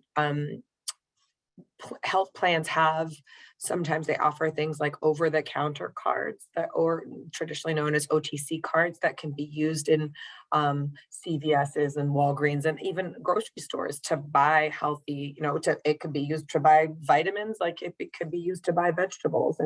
But you as the health plan have to permit that kind of flexibility, but it's definitely something that's done at health plans. And also rewards programs. A lot of health plans have rewards programs where if you get your colonoscopy, if you get your mammogram, you can earn points towards things that you can like buy either depending at each quarter or at the end of the year. Every plan's a little bit different, but plans can very intentionally make sure that like food and other basic needs are available through those kinds of rewards programs. I know during COVID, when people couldn't get like diapers, or people couldn't get kids all of a sudden were home with their parents. When we were at Metro Plus, the rewards program was extended to even include things like art supplies and things that kids could do. And on a dime, we added like diapers and things that people needed. Those can be adjusted very quickly and are part of the levers that health plans have to be able to meet the needs of members. And then obviously the medically tailored meals. We had at Metro Plus a wonderful relationship with a fantastic organization called God's Love We Deliver, where we offered medically tailored meals both for Medicaid members as part of a VBP project. And over 500 members received meals that those were being authorized for 30 days with a potential to get 30 days more. And then we also, based on the great experience we had with that, we actually, when I was at Metro Plus, it got added to the benefit for transitions of care, meaning if somebody was leaving the hospital and they were part of the Metro Plus Medicare Advantage program, they could get 10 meals for like right when they got discharged. Because if you've been in the hospital, probably fresh fruit is not what's in your refrigerator when you come home, and it's a great opportunity to like help provide, you know, a little bit of cushion for people who needed it. I would say that one wasn't as successful as the regular medically tailored meals. I think just because it's tricky to find people as they're getting discharged from the hospital and to quickly be able to get them meals, and not as many people took us up on it. But I think it was great to have it as a benefit, and we continue to work with God's Love We Deliver to figure out ways to get to get more people to take advantage of it. I think the question was raised before of like, how do you create the kind of the sustainable funding for this, and how much food is enough for a member? And I think that, in all honesty, I don't think it's like into perpetuity, right? Like it's just like physical therapy or others. Like health plans come at it from a perspective of like medical necessity. Like how long does it take to kind of, what is the amount like needed to like get the issue under control, like, or like physical therapy, like how long does it take to rehab your knee? And then it does, like, we do pull back from the funding afterwards. And I think that there's a lot we need to learn and investigate about, you know, what's the dose, right? Like what's the amount of food that's going to be the right amount for the populations that doesn't, you know, encumber the plan to pay for meals for everybody forever, which it sustainably cannot do. That's financially not possible. But there is something to be learned about how much in what instances, like how many meals are appropriate for transitions of care. What about somebody with congestive heart failure? Now, what if they have, you know, diabetes also? Like, how does that differ? We know a lot about, you know, medications and how much to give people based on different, you know, diseases, but we don't know as much about how much of the right food is enough. And then at what point does somebody kind of take over, like you've kind of like fixed enough of the problem that there are other systems in place. And I think that that's a great place for health plans to help provide the information. Also, there's community funding that health plans provide in the form like direct grants to CBOs. You know, it could be everything from like donations, galas, supporting efforts, grant writing together. I think that's really great role for health plans to play. They can also work on improving the connections. I mentioned about using the resource directories and not trying to stand up their own or like doing something totally different. You know, there's a certain like go with the flow, go with the masses, go with what people are doing, and add your power, add your buying power to that work to make sure that it's stays solvent. There's also, even in the resource directories at Health First, like when there were resources that were identified, but they weren't actually in the resource directory, you can submit changes to that resource directory and say, hey, did you guys know about this resource? So you can contribute to the overall knowledge base about what's out there. And I think there's a lot that health plans can do to participate in pilots and share data, including, looking at things like returns on investment. The health plans have the information. Again, they don't have all the information through the dawn of time for people because people change health plans all the time, but we do have some information. It is tricky, I would say, like during COVID, a lot of, it's good to look at like data to say like, does this work? And then you get something like COVID that like dramatically changes the way people use healthcare, and it makes it really hard to study. So unfortunately, I don't have good data even on the God's Love We Deliver work that we did at Metro Plus. But honestly, it wasn't something that was done because it had to have an ROI. It was done because it was the right thing to do. And sometimes like that's just the way you have to get into this work and not be driving so hard towards an ROI. It's great to have an ROI for sure, but some of this work, it's very hard to define an ROI. It's very hard to know the time horizon, and it's hard to get all the data, but that shouldn't be a reason a health plan doesn't get involved in this work.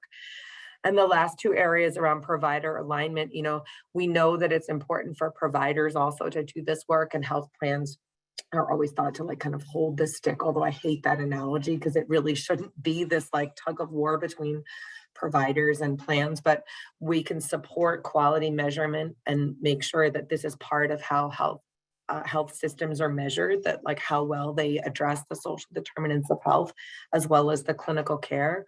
And we can do a lot of work to reinforce the training that providers do. Health plans do a lot of training with providers and health systems, and I think that this is something that we can continue to bake in there.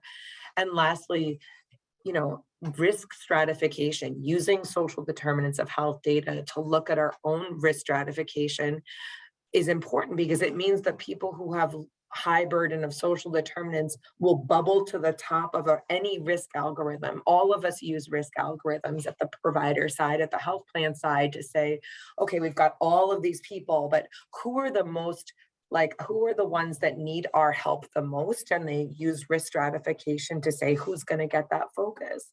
Well, if you don't use social determinants of health as part of your risk stratification, you're not really going to bubble up people who need your help into that smaller group that you're going to dedicate more resources to.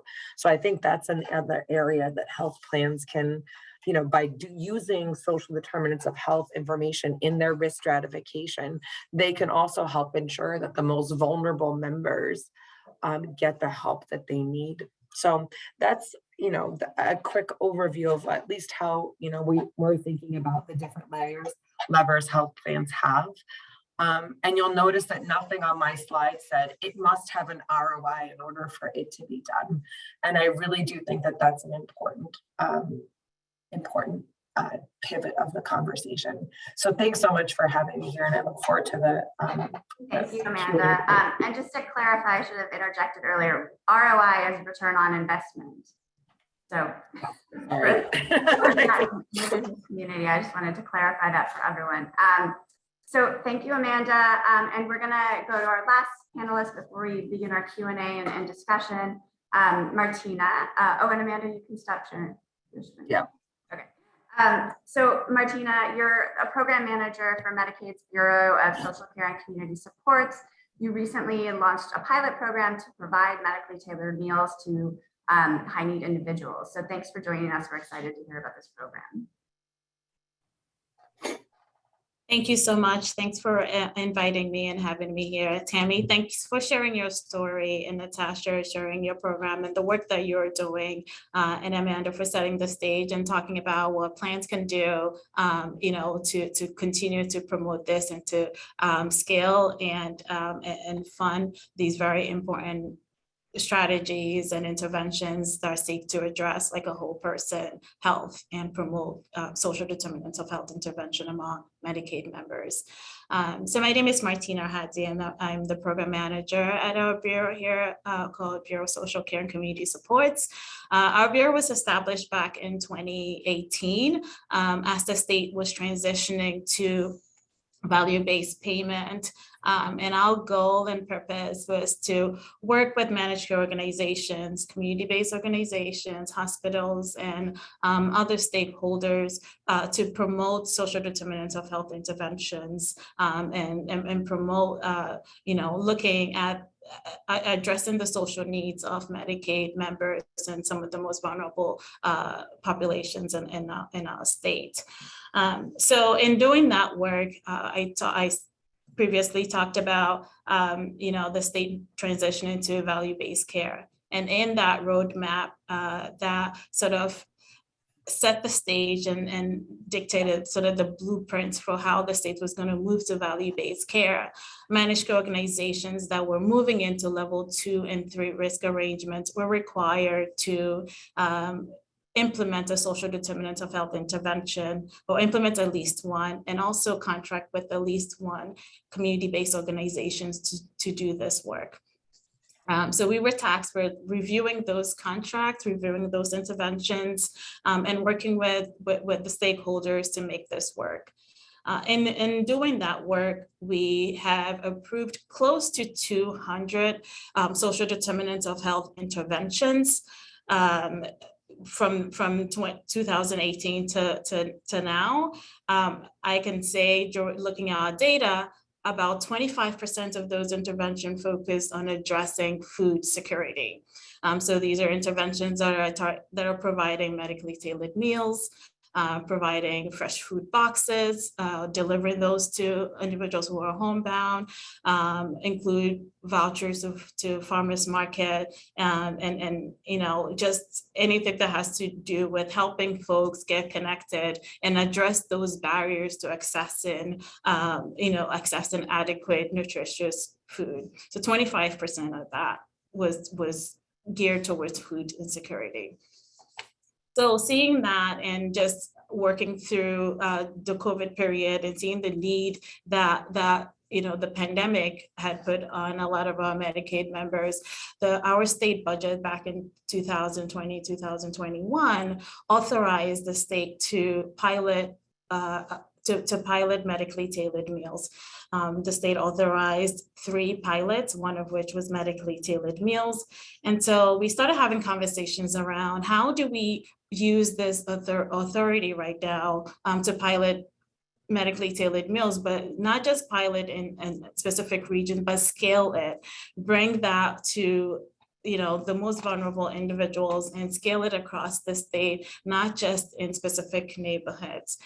So we thought about doing this through what's called an in lieu service. And what ILS, which is the acronym in lieu of service, what it is really a federal rule that allows states to fund or to use Medicaid dollars to pay for services that are not otherwise covered in the state Medicaid plan.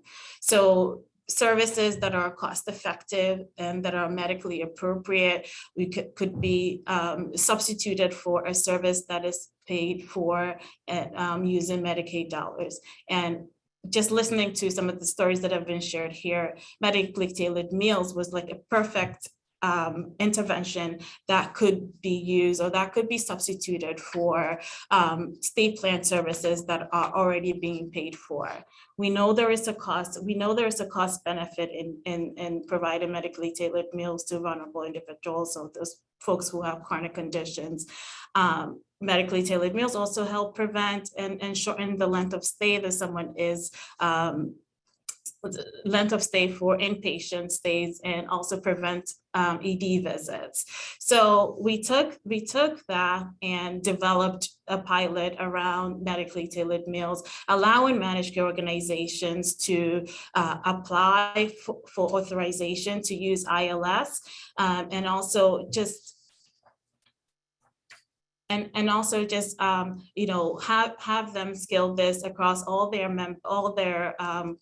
counties that they serve. So it wasn't limited to a specific geographic areas. We wanted this to target, so for this pilot, we were targeting, so again, Medicaid members, folks who were like 18 years and older. The ILS is generally the ILS has to be cost effective, which we know medically tailored meals were. The plans had flexibility in terms of whether they were going to choose to do this, but we know from the work that we had been doing with managed care organizations that this was something that was going to be, that plans were going to jump on and will be willing to work with us in promoting this pilot.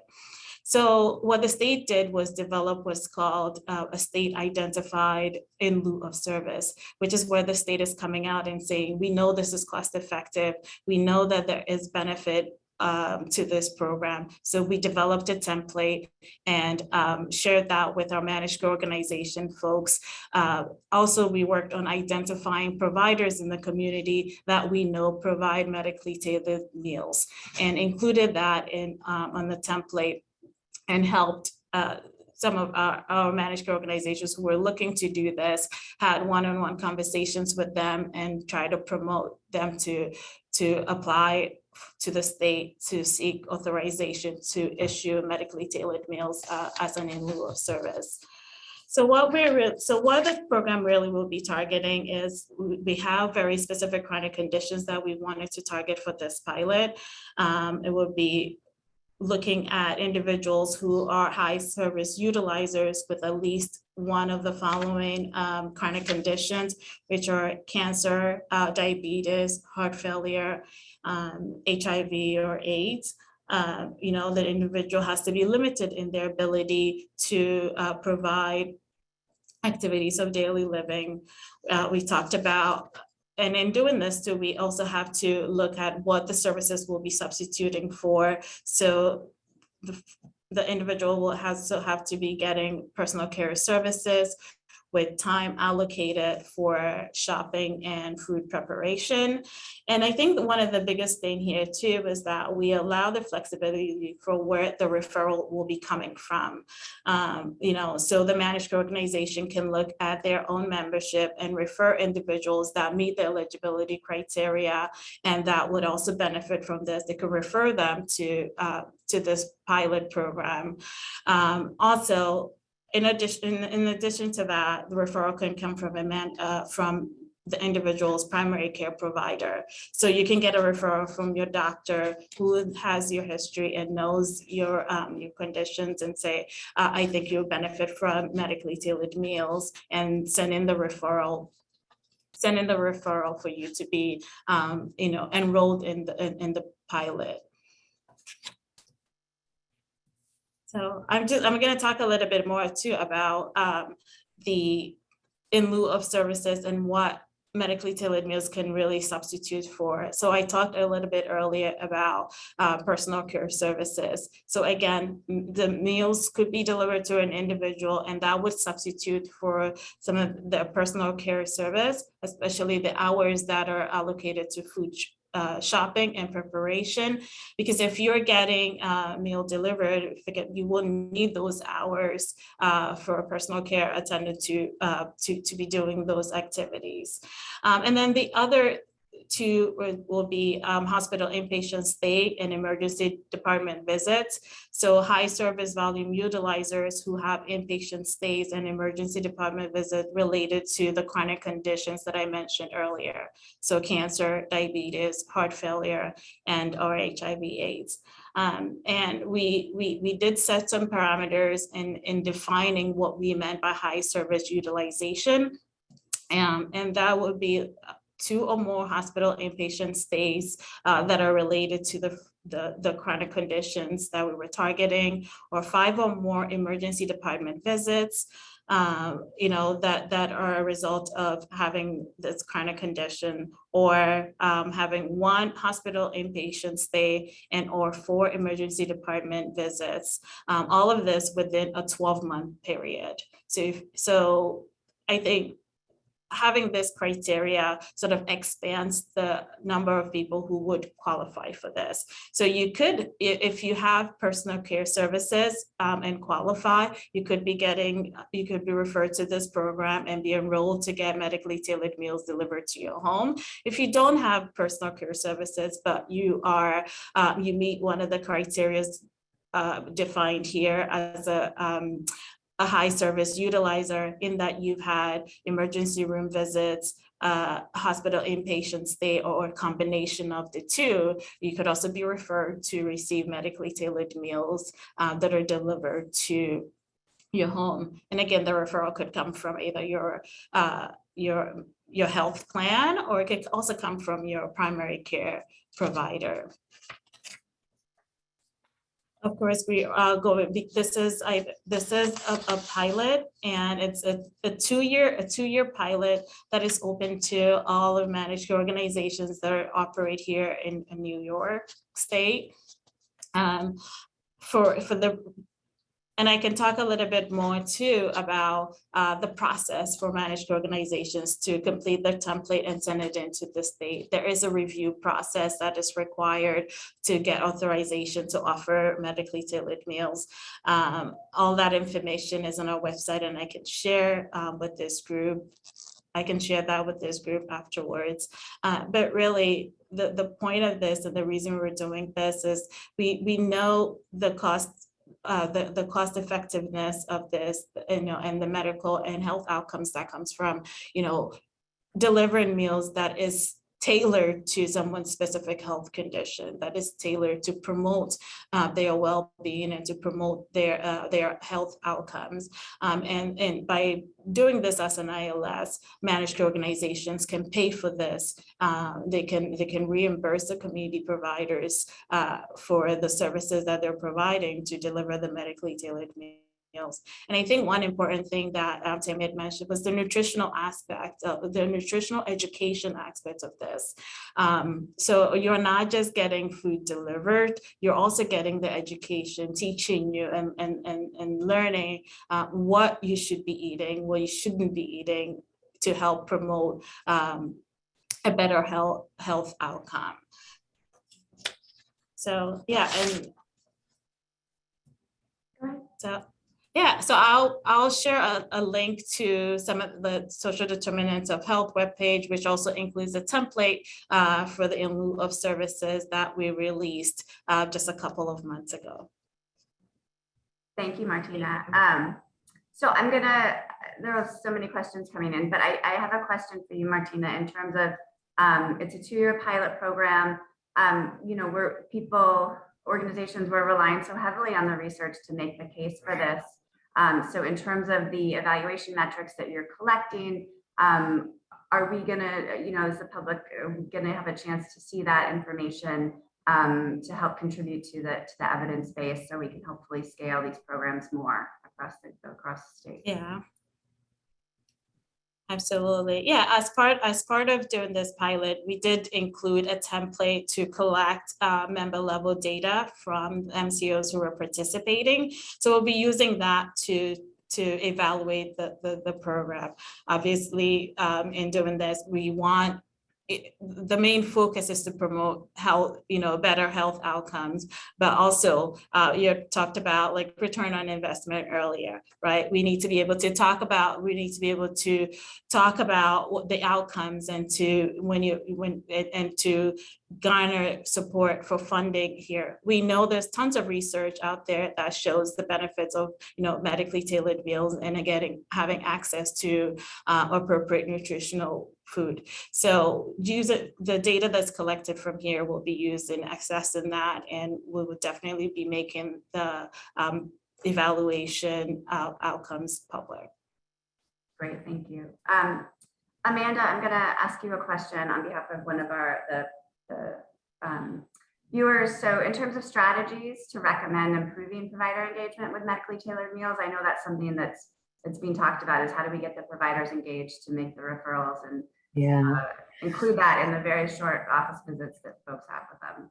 So sometimes I think the best thing that you can do for providers is to do it for them, right? And not rely on the medically tailored meals to need a prescription from the provider.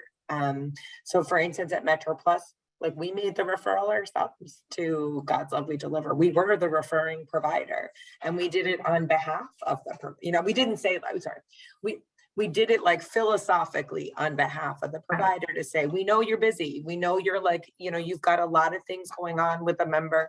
You've got a busy clinic to run. We're not going to torture you with having to write this prescription at this time. We can do this ourselves. So I think philosophically, sometimes you can just say like, why do I need to like bother them?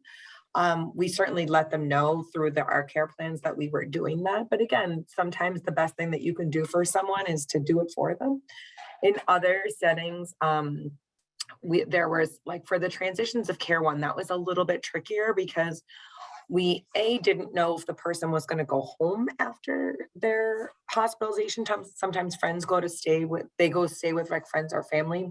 And we also didn't know if the hospitalization like changed their diet in any way. Like maybe they were now on a soft liquid diet for a while, or they like had to make a change, or we just didn't know that they were vegan or something.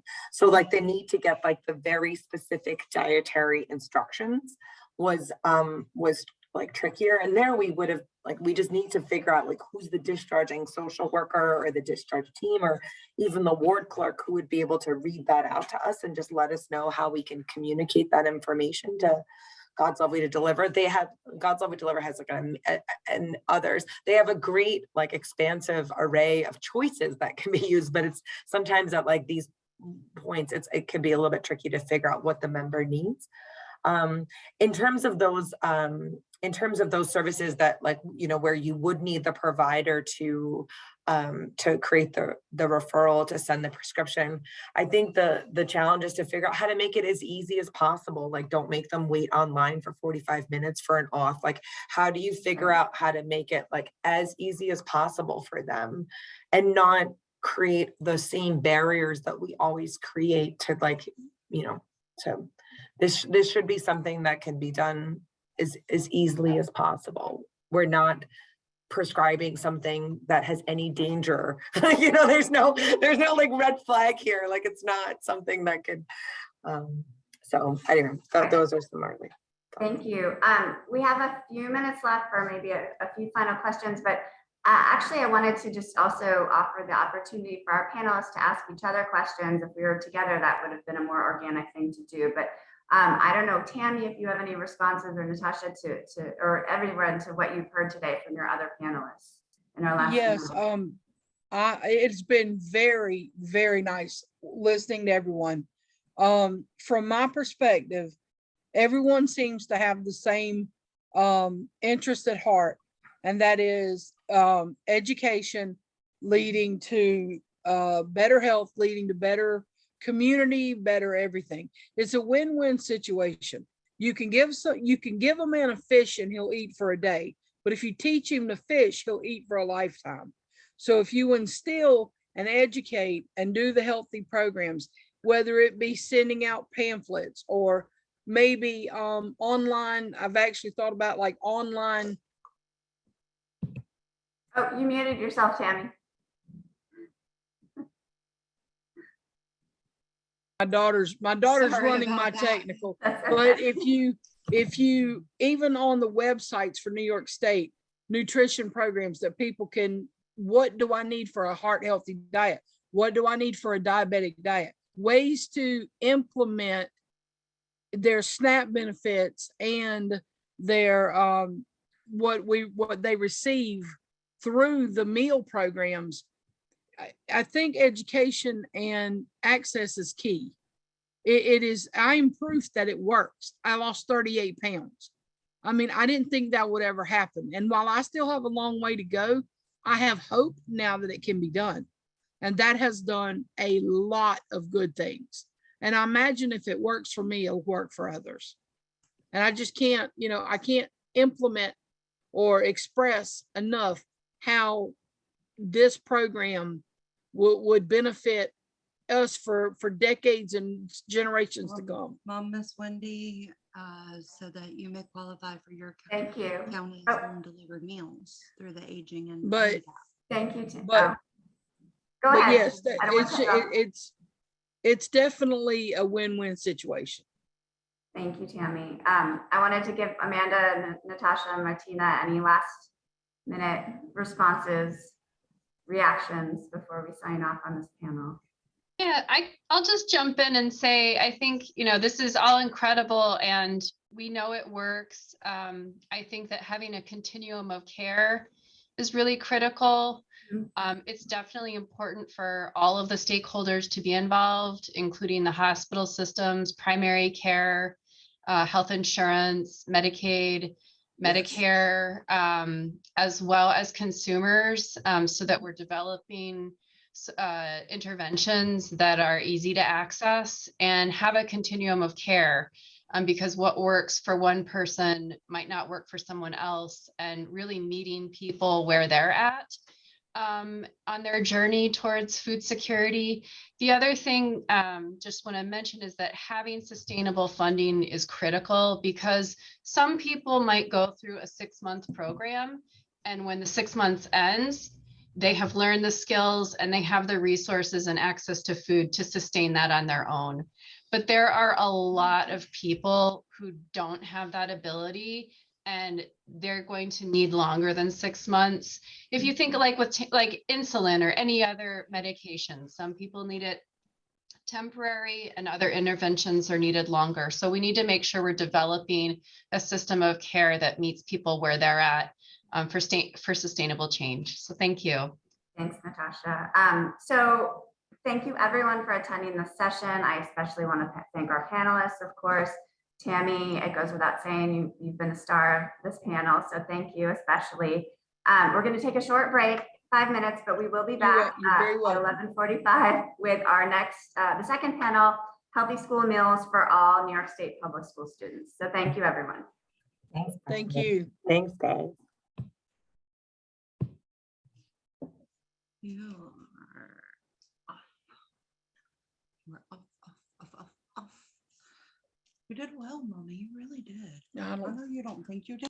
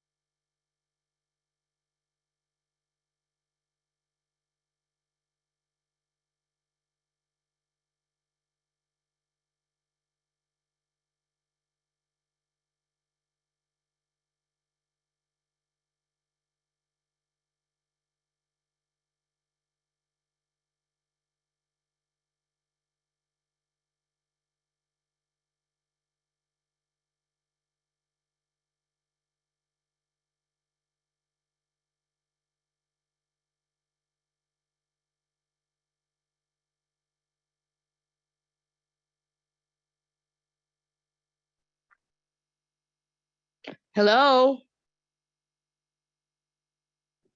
Hey, Monique, I think we successfully moved you. We're about to turn on our cameras now. Okay, so I don't know why I'm not showing. I don't see myself. I just came on camera. If you, everyone else can come on camera now too. Good. Thanks, Mark. Thanks, Jessica.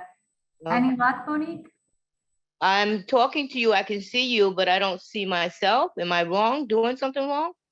Oh, I see now. Okay, I'm so sorry. Hold on. No, I'm lost. I don't know what happened. Start my video. Okay, maybe that's. Oh, my heart is pounding. No, you're great. Am I showing? Okay. That's it. Perfect, but your head's out. I don't know what happened. You're almost there. Where am I? Here I am. Okay, great. Woo! Hi, everyone. Great. Okay, I think we're live, so everyone can hear us, and there's 228 panelists on, so we're ready to go.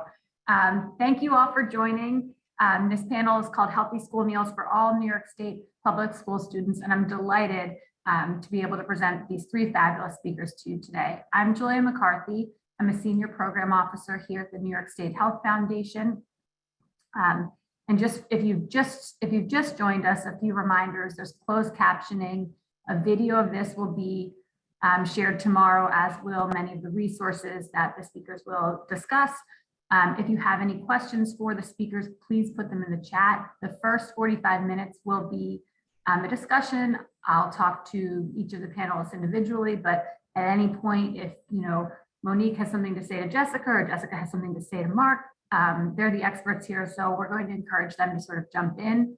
We'll save 15 minutes for the end for audience questions, so please, actively use the chat while we go. And just as a brief reminder, you've probably read the bios, but just in case you didn't get the chance, today we have Monique Lindsay, who is a parent representative for the Lunch for Learning campaign. She is on the Lunch for Learning Parent Caucus and a member of the Community Food Advocates Board of Directors. Monique, you have a lot of things to say, so I actually did have to look at my notes for that. Jessica Pino-Goodspeed is a child nutrition program specialist with Hunger Solutions New York, and Mark Bordeaux is the executive director of the Rural Health Network of South Central New York, and he's the former senior director of school nutrition for the Broome-Tioga BOCES and of the New York State School Nutrition Association. So, as I said, a fabulous panel. So why are we even here today to talk about school meals? As David mentioned in his opening remarks, school meals are an issue that are near and dear to the foundation's heart. We were heavily involved in New York City's efforts to make school meals available to all. We have supported statewide efforts to increase funding for fresh New York State grown foods in school meals. And during the pandemic, we worked to increase access to and participation in school meals when the cafeterias shuttered during COVID. We understand deeply that school meals before COVID were a lifeline to families, especially during COVID, and that they will continue to be a lifeline, when the pandemic hopefully subsides. We know that many New York families are at risk of going hungry, and that school meals are really one of the best ways to protect against hunger and to promote nutrition security. And that's why I'm so excited to start off with a sort of very broad question. And Monique, I'm going to kick it to you. It's one question that sounds pretty basic, but I think we need to, make sure we're all on the same page as an audience. And I think it's a question that's actually not so basic when you dig into the answers. And that's, why are school meals important? Why are we here talking about them today? So I think that I'll start it off to my other presenters. I believe that school meals are very important. It's critical to students' health and their well-being. Ensure that all students, regardless of where they live and their families' income, can eat healthy and nutritious meals throughout the day. Be less tired and more attentive in their classrooms. Retain more information and score higher on their tests. I believe also that we're helping to ease the financial strain of parents, You know, when there is food insecurities in the household, kids don't fare well. And that's how I'll leave it for now. Monique, I think, you know, there are these rational arguments which you've mentioned, like it increases test scores. We know that school meals reduce stigma. We know that participation in school meals can actually improve school climate scores, right? So those are measures of sort of that you know, the state looks at and takes very seriously of sort of how do students feel in school. You mentioned how they feel at home too, and how school meals can reduce that. And I think those are arguments that resonate with all of us and are really important for policymakers. And I think in addition to that, when I've heard you speak over the years, one of the things that you have brought not only are facts, but real sort of passion for this. And you've been a fabulous advocate in New York City, speaking out about, you know, the benefits. And I'd love to know, like, why you got involved in the first place. Why was school meals, where you spent, you know, countless unpaid hours sort of pushing to improve and pushing all of us to think more seriously about school meals? So I got involved because I knew that many public schools, cafeterias across New York City, many students played a game called hide and seek, trying desperately to be invisible when it came time to go into that cafeteria. They were being bullied by their classmates for being poor enough to qualify for a free lunch, which was known as free. My son was one of those students, as many of his peers. I had to fight to make universal free school meals the thing for New York City at that time. How could I not get involved? Thank you. Yeah, and I think, can you tell us a little bit more about sort of who you got involved with, what the Lunch for Learning Coalition is, what that campaign looked like? You know, it's a very well-named campaign, but a little more information would help everyone sort of understand the breadth and the depth of it. So I would just say that, first of all, I'd like to say that community food advocates did more than just support the campaign. They spearheaded it. And we were and still are a unique, diverse group of over 300 organizations. That includes elected officials, grassroots groups, anti-hunger, public health, educators, public school students who are our best advocates, and parents, pediatricians, parents in leadership, organizations like the United Federation for Teachers. Who else did we have? Who do we have? The Principals Union, school-based unions such as DC 37, food organizations galore, child advocates organizations, and academic food policy centers also have been a great part of assisting us and making up our great, unique, I can just go on and on about who we are, what we are, and what we have accomplished. I mean, I think you talked a little bit about unions, and to me, that was such a critical portion, you know, having the parents and then having the unions. I think oftentimes issues that parents back can seem as, you know, softer issues, and having the real muscle of the unions behind, in addition to say, like, this is important for jobs, this is important, frankly, and something I've heard you talk about before too, that, you know, children are our future. And I think that it sells us short to think that people wouldn't care about children just because they're not their own, right? That we're sort of making an investment in the very people who will hopefully make the laws and policies going forward, right? And that's a critical piece. And so the unions, in addition to the parents, to me, was something that was really powerful around that coalition. And I think let's talk a little bit about the win, right? So there are 1.1 million students in New York City, you know, nearly 700,000 of them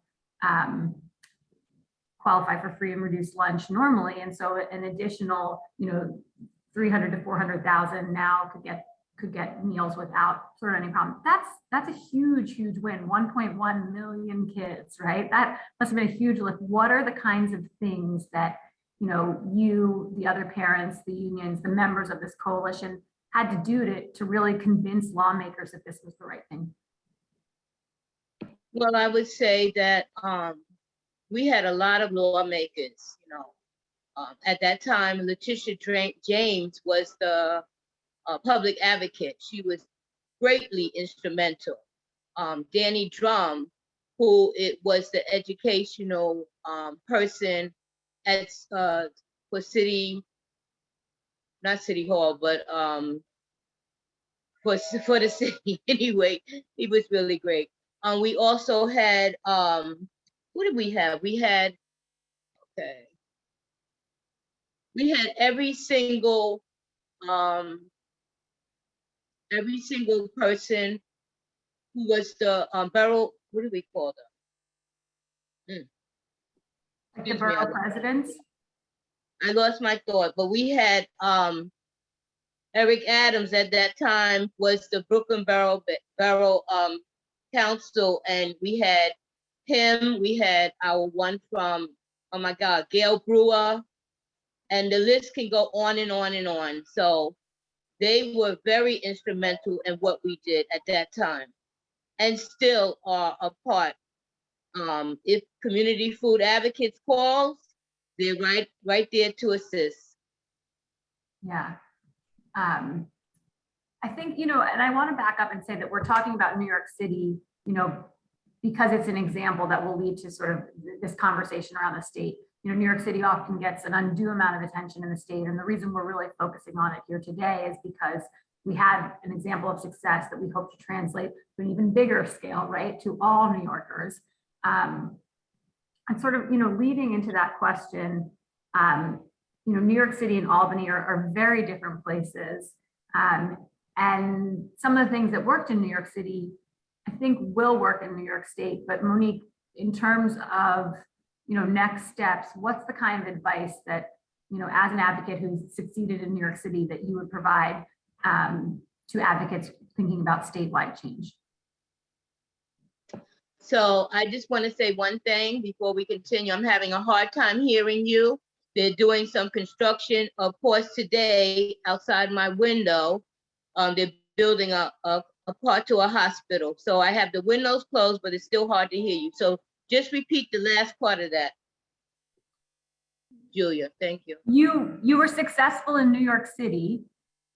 What advice would you give people working at the state level to also be successful? Okay, so it took many steps to secure school meals for all students in New York City. From beginning to end, you have to, we stuck with our plan.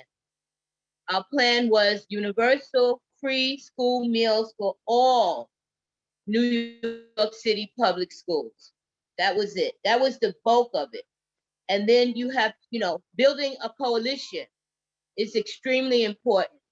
Everyone on the same page, like I said, with the same goal. Excellent. And we did that. You have to be dedicated. You have to get your students involved because it's about them. We're only doing it for them. And they were key.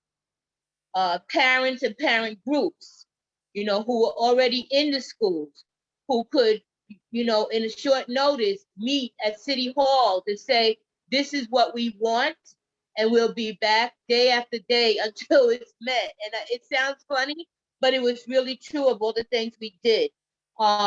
Meeting with city council members was also very important. We had rallies at City Hall. We had selfie campaigns where, we made up these cards, you took a picture with it, you wrote a little caption. One caption that always stayed in my mind is just lunch, no stigma in any school. That was a great one. And another one was every meal matters and everyone has a right to eat, things like that. We did postcards and we delivered them to City Hall. We have tons of pictures on the CFA website, the Lunch for Learning campaign website, that you can go out and see them or whatever. This was really true. We did letter writing to the mayor, and this came from all groups, especially our parent groups, you know, who were in the schools and, you know, doing things to make sure that this got done. We wrote so many letters to the mayor, and even our students wrote letters to the mayor. We made sure that we secured $10.4 million additional dollars to the budget, testimonies, social media, students. Like I said, the village was ready, willing, and able. Thank you. No, thank you, Monique. I mean, the work seems, you know, just overwhelming to conceptualize the amount of time you had to put in to get something that, you know, should be a right for all, right? And should be something that we don't have to fight quite so hard to. I'm gonna, you know, take sort of the example in New York City and move now to the state level.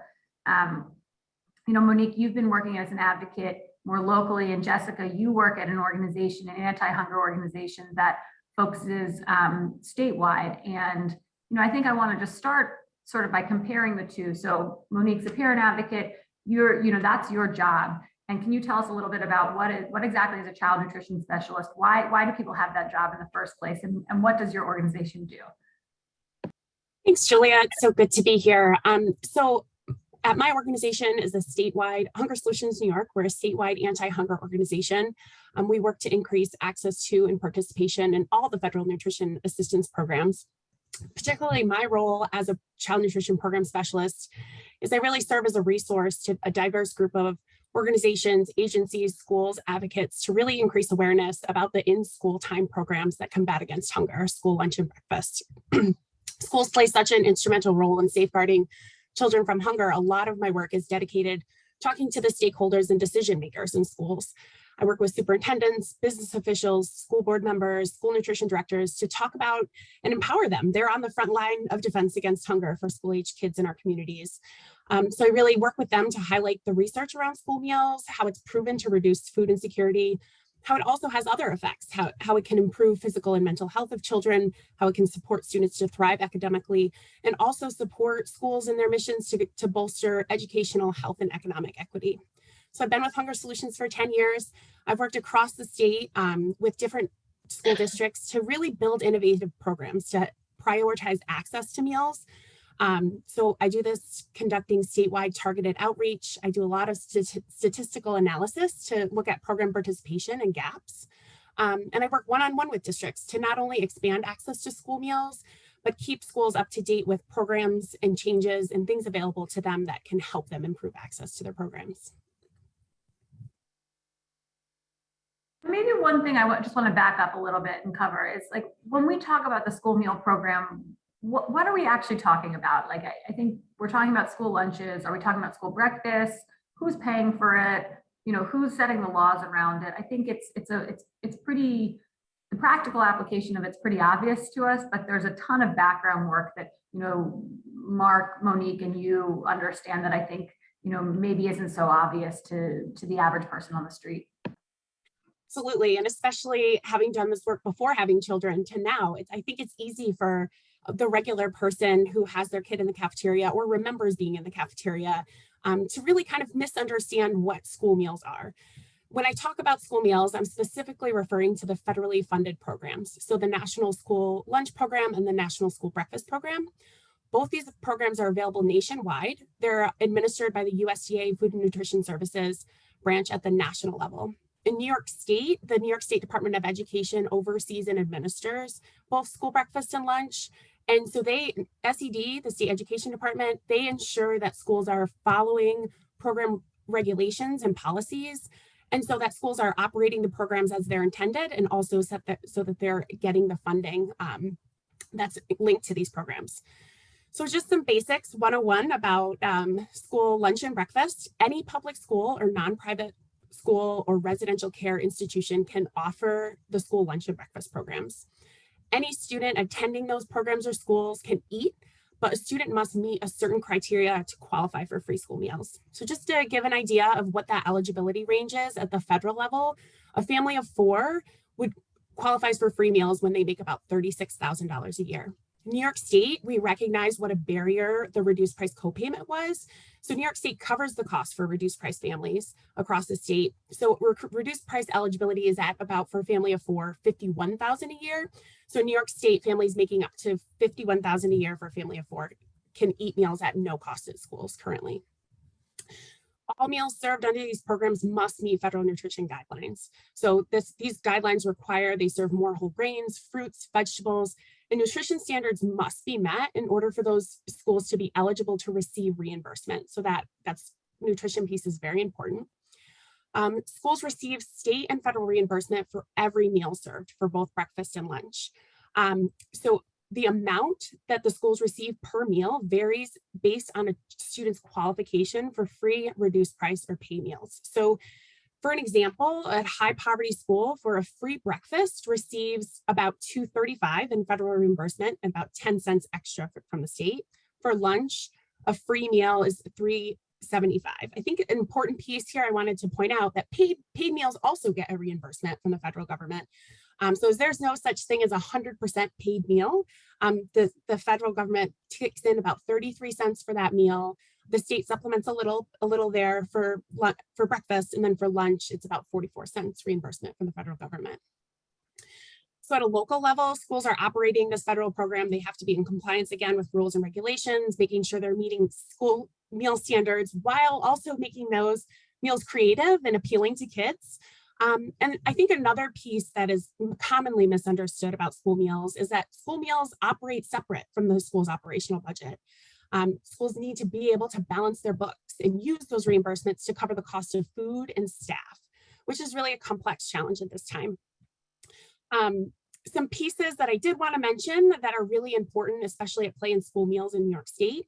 There are provisions under these federal programs that allow high poverty schools to offer free meals to all their kids, regardless of income. This is called the community eligibility provision. That is how New York City was able to implement universal meals. And in New York City was leveraging this community eligibility option. So CEP is what we commonly refer that to. So statewide, we've had this available since the 12-13 school year. Over 3,600 schools across New York State, about 62% of all public schools in New York offer CEP to offer free meals to all their students.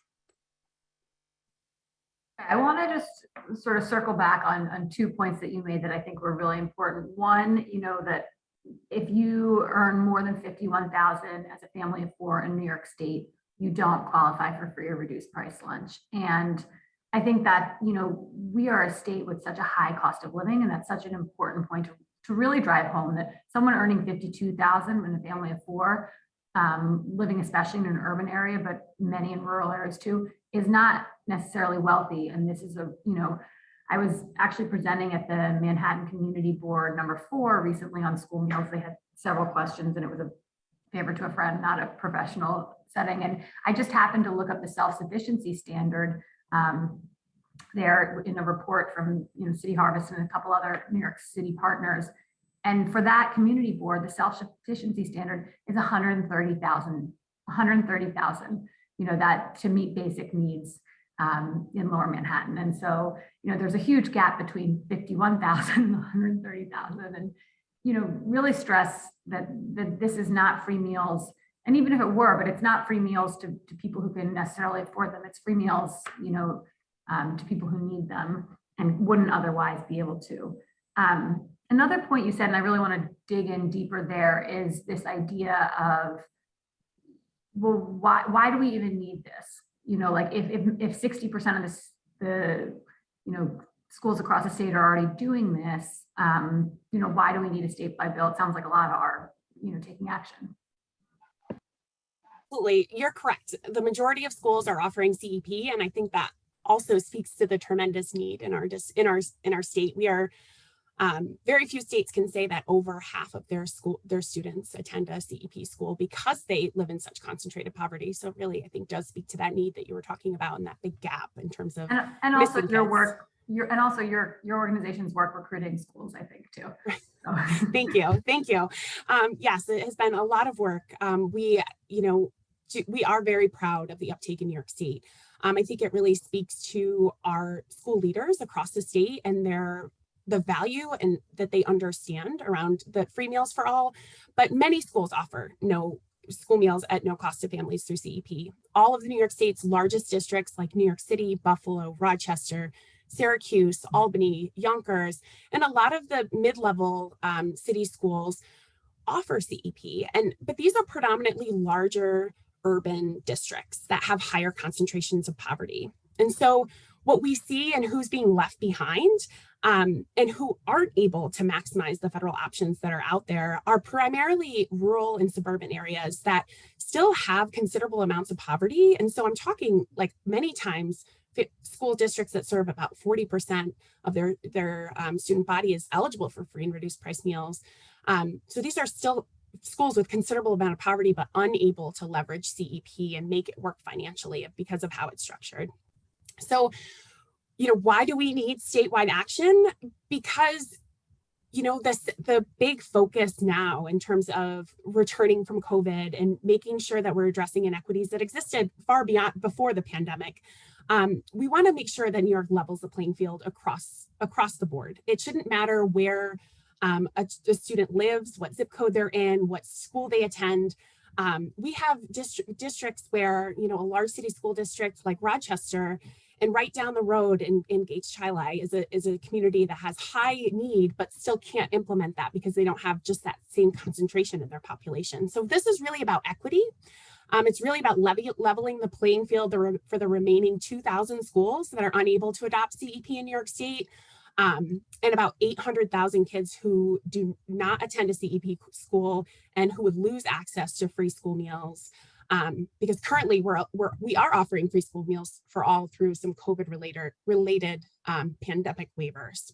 Can you talk more about that? Because I mean, they're both like pre-COVID, during COVID, and post-COVID, there have been quite some changes. And so if you're not someone following this quite as closely as the members of this panel, you might be like, oh, but I think there's free school meals now. Like what's the difference?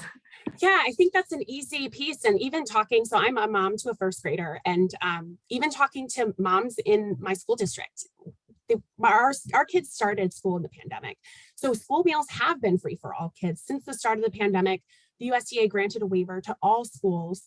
And this is predominantly the standard practice now since March 2020, is that schools can offer any meal to any kids, recognizing the challenges of feeding kids, whether they're virtually learning or whether they're in and out, and also just the administrative burden of operating the program in normal times. Schools just don't have that capacity. And so these waivers have been granted, but they're set to expire on June 30th. So that's what I could say about New York City, because, during COVID, we offered students grab and go meals. And we not only offered it to the students, we offered it to parents, families, and anyone in the community. So that was a big burden that was lifted off, our New York City folks or whatever like that. The Office of Food and Nutrition Services, along with school food staff, they put in so much work. I mean, people don't even understand the amount of effort that it took to do it, but we did it. Also, they offered the pandemic electronic benefit transfer, which is called PEBT, and that was a temporary federal benefit for students in New York City public schools. To buy food to make up for school meals that were missed during the remote learning. So, and there was no application that was needed. And I'd like to also add that, during that time, and there was no paying back, nobody has to pay back those funds, that money, whatever you want to call it, it was just theirs to use. Community food advocates and youth food advocates, along with the other coalition members, we offered many webinars on the subject. We wanted to teach folks, parents, to understand what the process was, what they needed to do. So we went around the 5 boroughs and we did it in English, Spanish, French Creole, and we offered them these free webinars. I mean, we had up to 300 folks that were on these webinars or whatever. We offered it on social media.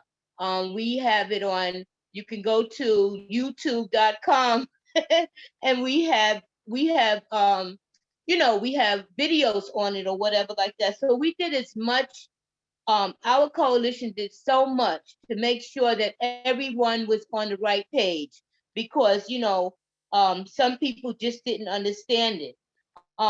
We gave numbers to call for assistance. The families got up to what, 1,320 in food. You know, the money on the card or whatever like that. It was like a bank card or debit card or whatever like that, where you could just go to the store and use it or whatever like that. And you wouldn't believe the amount of families that got back to us and say, thank you so much, because without community foods, without the Lunch for Learning folks or whatever like that, we wouldn't have been able to get through this. So I just wanted to share that, because that was definitely a big deal for us during the COVID. Thank you. Monique, I think there's 2 like really important points that we hadn't touched on there that I want to sort of just drill home one more time. This idea of PEBT, you know, that public benefits program that you said, that was available, you know, to all New York City students and their families as a result of being a CEP school district. So participation in this federal program that Jessica was talking about, you know, actually paved the way to make it much easier for any family to get extra like monetary benefits during the pandemic. And so, you know, the more we can get sort of schools in line with CEP, and the more we can get them enrolled and thinking about this, the more we can ensure sort of that families are set up for success if there are, you know, future issues, which hopefully there won't be.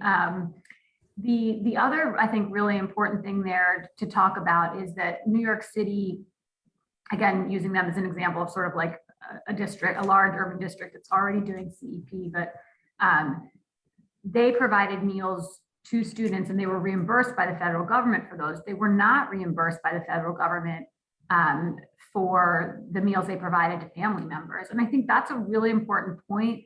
And actually, Jessica, I'm going to kick it back to you for this question. So the city kicked in extra money there.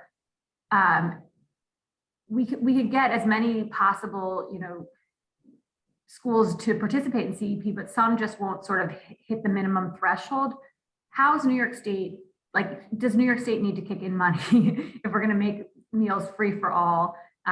Is it going to be a really high cost? What can we anticipate there? I think that's a great question. So it does come at a cost, but I think we need to realize that some schools across New York State are already kicking in their own money to make CEP work. So there is a certain level of threshold with community eligibility that if you fall below a certain threshold, you have to put in local dollars in order to make that program whole. And regardless of this, we still have strong uptake in New York State. So I think that speaks to, you know, the belief in community eligibility and the power of it. But New York, with such strong participation and with 63% of our schools implementing CEP, we're really in a strategic position to implement a cost-effective program statewide. So this can be done and really using comprehensive bill language that maximizes existing and federal resources can really help lower the cost to the state and make this more sustainable in the long term. So leveraging the community eligibility provision, there are an additional about 270 schools that are currently eligible for CEP but are not participating. With additional federal dollars, those schools would be able to take up CEP, which could effectively take more kids out of that paid category and into the free category, and lower the cost of what the state would need to kick in for those dollars to make those programs whole. But beyond that, some strong bill language can also maximize federal reimbursements for meals by connecting families to SNAP. SNAP is what drives reimbursement under CEP. And so when eligible families are connected to SNAP, that brings in more federal dollars for school meals and reduces the cost for the state. So it's really great that we've had 10 years of CEP almost as a pilot for school meals for all, and we see how the finances work and pay off in the long term. So I can only see that with improvements to uptake with CEP, hopefully changes to expand the reach of CEP at the federal level, this will only be more cost effective through time and through implementation. When more low-income kids eat, we know that draws down more federal dollars. These are the things that we see in current CEP schools that make this a financially viable option in local communities. We've covered funding, we've covered regulations, everyone's favorite topic. Monique has talked about what this means for parents. And I think there's a really important piece that we haven't yet discussed, and that's implementation. What is this going to mean for school nutrition staff? And we have an expert here. So Mark, I'm going to ask you, can you talk a little bit more what this will be like, what a change like this, providing healthy school meals for all, would mean for school nutrition staff? Sure, Julia, thank you, and thrilled to be here again today. So we've already made those changes in New York State schools. We've had 2 years to implement healthy free meals for all students, and it's been a very successful change in many school districts throughout the state. We haven't worried about unpaid meals. Schools have been able to create new innovative ways to serve more kids, whether it be in the classroom or increase learning time.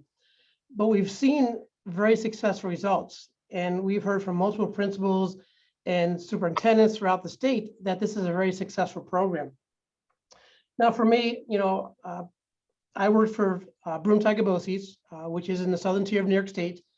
And we had 15 school districts that we ran their child nutrition programs. Those urban school districts, suburban, and rural and very rural school districts, very small with a population of 400 students in one school district. So we've gone from large to small. So it's going to be very challenging to go back to the way we were of, where you live and your zip code determines if you get healthy free meals for all. It's going to be challenging and stressful for families to go back to it, mom and dad to, when you have a family of 4 and you have to worry about childcare in the afternoon. Now you have to worry about school meals and paying. If you have a child, a family of 4, you can pay $12 a day potentially for school meals.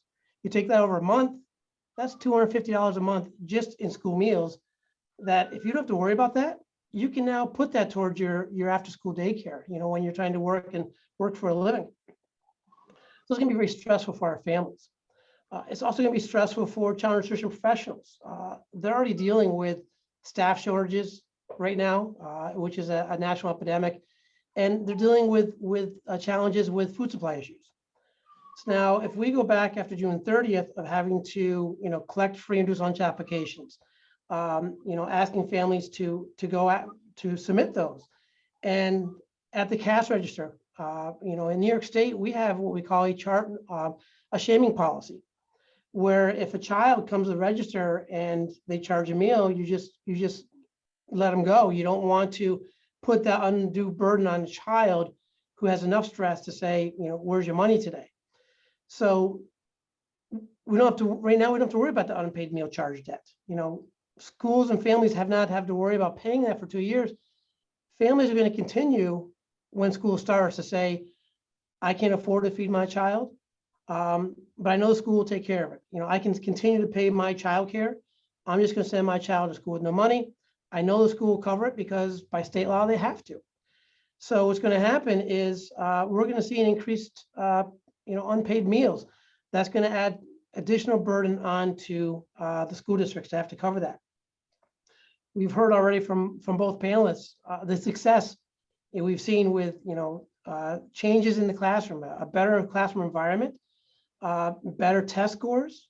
We're going to go backwards in those especially in those rural school districts again, going backwards and having that happen so many times.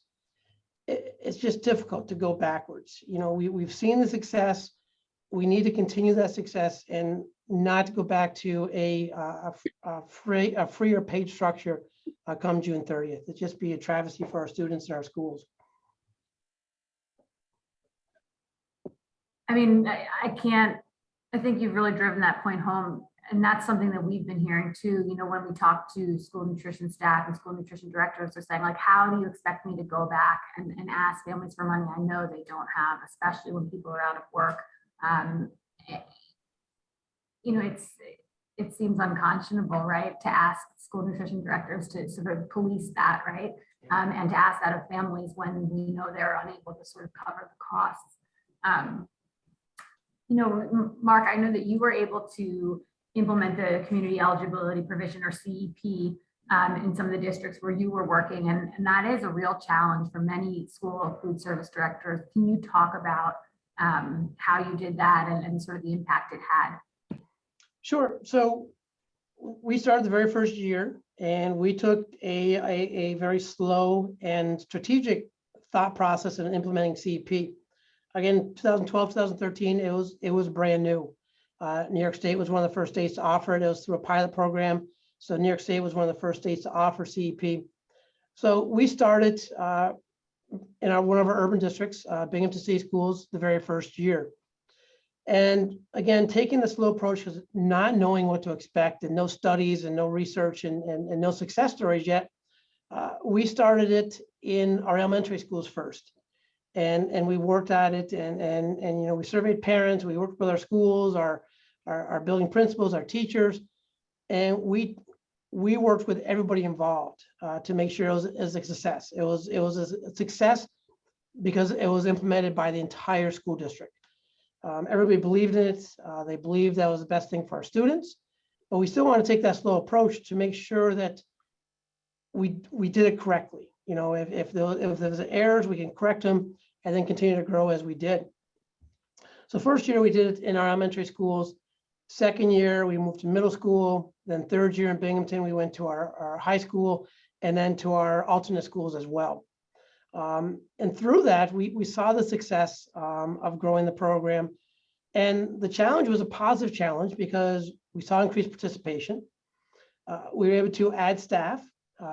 Another challenge is we were able to increase the quality of our food, you know, have more nutritious dense foods. We're able to increase our local purchasing because we had more dollars to do that now. And so we saw those successes. So then we started to roll it out to all of our school districts in our communities that we could do it to.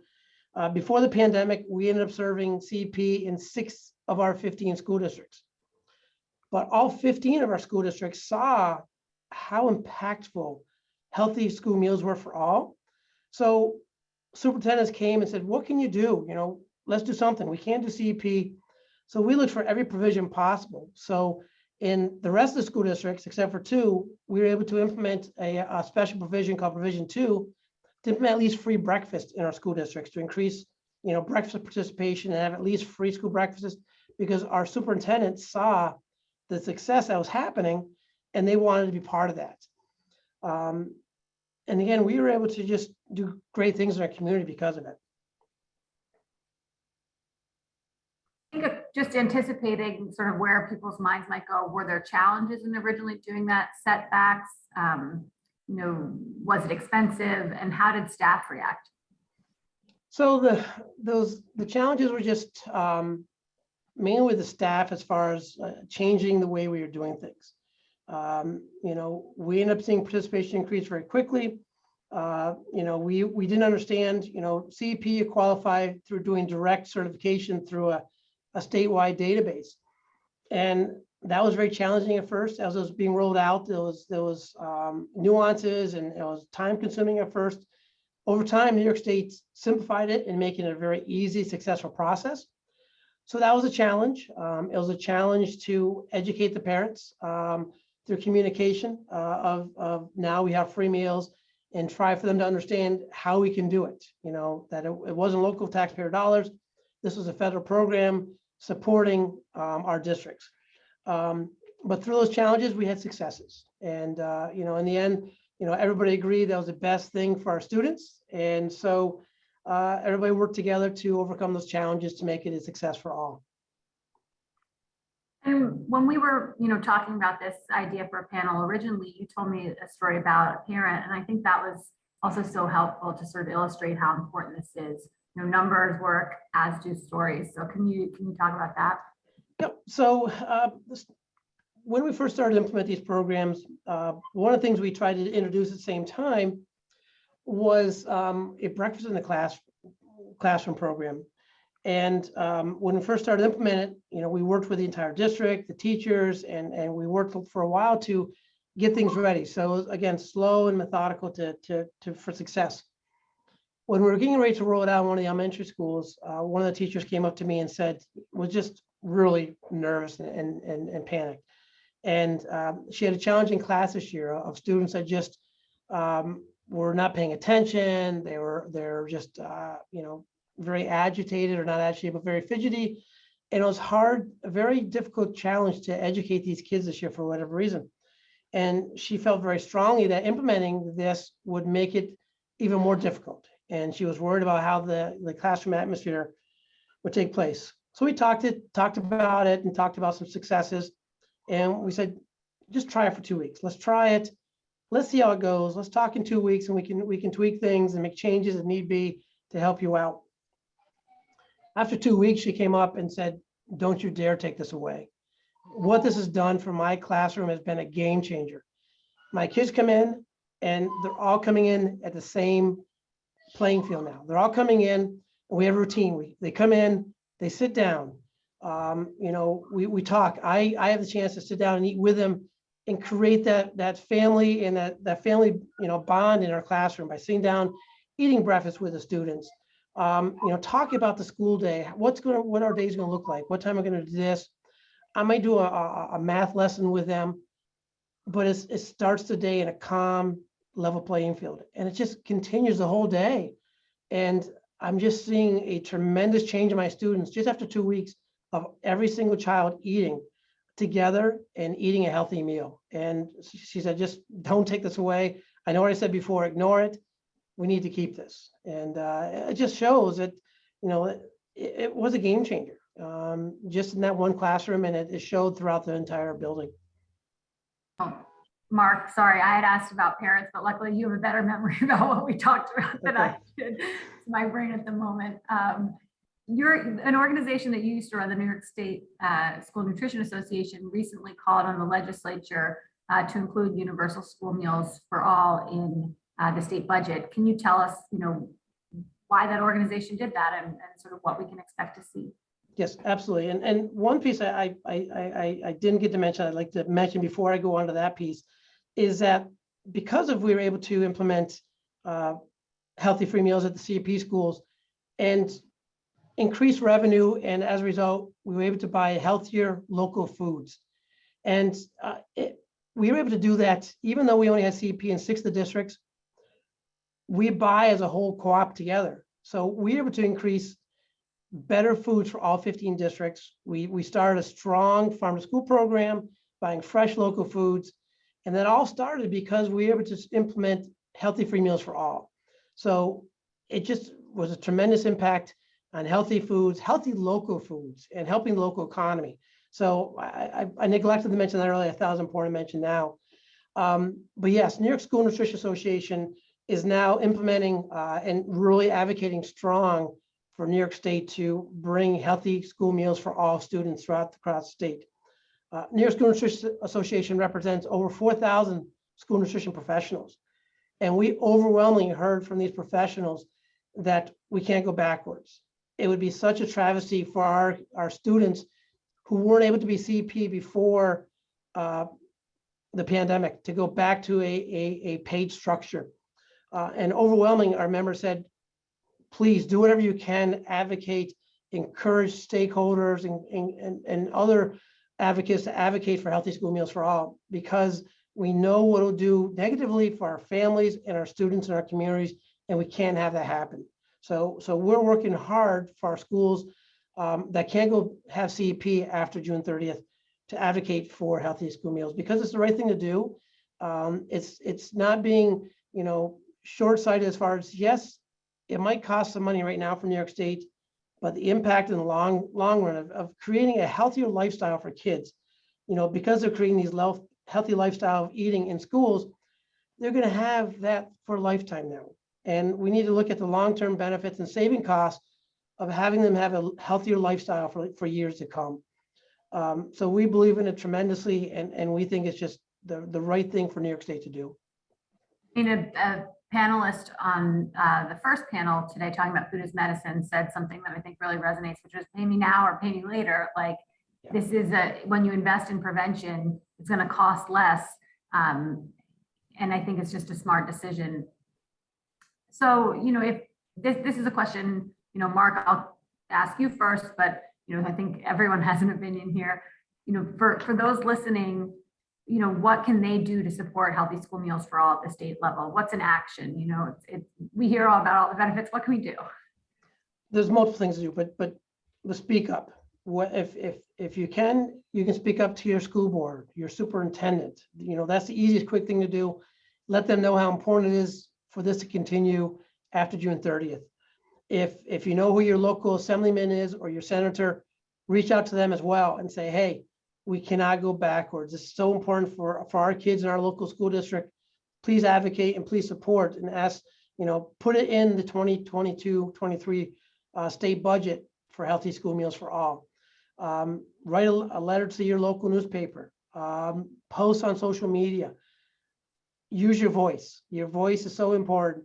One story I'll share real quick is back in the mid 90s, there was a major change at a federal level, where they're going to move and tremendously cut child nutrition programs throughout the country. Well, a saying came out of there that Congress got school lunched, because there was tremendous advocacy efforts throughout the nation that says, no, don't do this. And because of those advocacy efforts, Congress didn't do it. They didn't make the cuts. They didn't continue to fund child nutrition programs for many years to come.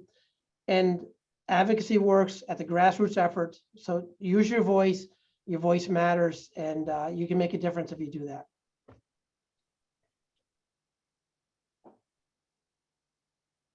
And I would like to say, and we'll leave it for Jessica for the end, but I would just also like to say that we as advocates continue to come together, as one massive coalition, citywide, statewide. Our mission and our goal still remains the same: universal free school meals for all of our students. It's crucial, it's needed. What Mark just said, who could not want to fight for it? School meals are a right, not a privilege. And I'll say that again, school meals are a right and not a privilege. Every student deserves a quality education, free of hunger, and students cannot learn on an empty stomach. And I'll leave it at that. Thank you. I think the one piece that I'll add is, if we want to take a serious bite at inequity, especially in recovery from this COVID pandemic, this is really a concrete step. So the COVID pandemic did bring increased food insecurity, but that wasn't as steep as what we saw because of the efforts that mitigated the economic impacts. And a piece of that was school meals. And so what we know, and what's more disconcerting, is that disparity in hunger by race and ethnicity is 3 and 2 times the rates for Black and Hispanic households, respectively. So the evidence is clear: BIPOC families are disproportionately hit by hunger. And we know these families are in every community. So we want to be able to take a real bite at the inequities that were exacerbated by the pandemic. This is a real concrete step that we can do. And with a resource that we have in every community and that we have at our fingertips, that it's not a new program that we have to deploy, but just build upon. So I think building on lessons learned, I've heard that a lot through the pandemic, and knowing what works, and knowing that school meals are a critical support, and remembering, right, not so long ago, schools didn't want to shut down because they were afraid of children losing access to school meals. We can't forget what really this pandemic highlighted that we as advocates already knew existed before the pandemic. Now it has been much more, I think, in the public's eye, seeing the lines of families lined up for emergency feeding at the start of the pandemic. So really, and the research is there. We're not saying, implement this program that we think and feels good and sounds good, but we have the research behind it. Schools that implement CEP, those children are 3 times less likely to experience hunger. So the research is there. We know that there's this concrete way to bolster educational, economic, and health equity in New York State. And so really this is a bold step. 2 states are already leading the way, California and Maine. So I'm really excited for New York to be the next to step up. Thank you all. We have about 4 more minutes, so I will take a few of the questions that I've seen come through the chat. It was a perfect ending, but as we have lots of interested parties, I'll throw one out to you. The first being Provision 2. Can you explain a little bit more about it? It's very technical, very confusing. What do you mean? Jessica, you want to take that? Or you want me to?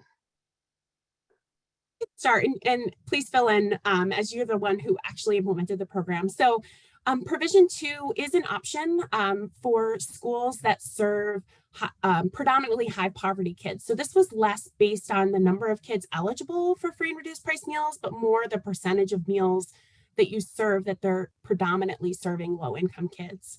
So it's more about who's participating in your program than, and so that's what determines eligibility.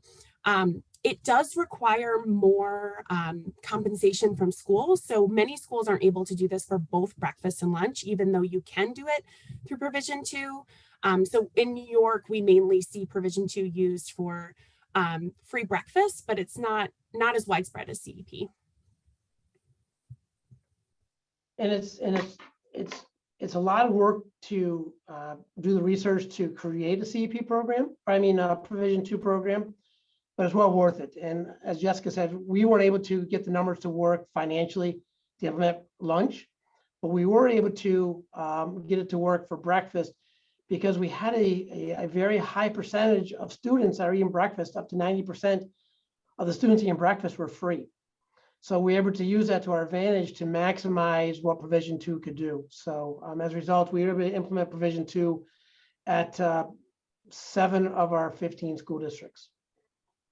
So just to recap, it's an alternative to the community eligibility provision to make it more affordable for schools to implement free school meals for all, but it can be difficult to do. So, but it's an option to sort of keep on the table. That's correct, right? I say that's accurate. Yeah. And I have to say within the state, probably less than 20 districts throughout the whole state took advantage of Provision 2. Okay, thank you. And one more question I think that came through. Can you talk a little bit more about U.S. commodity foods?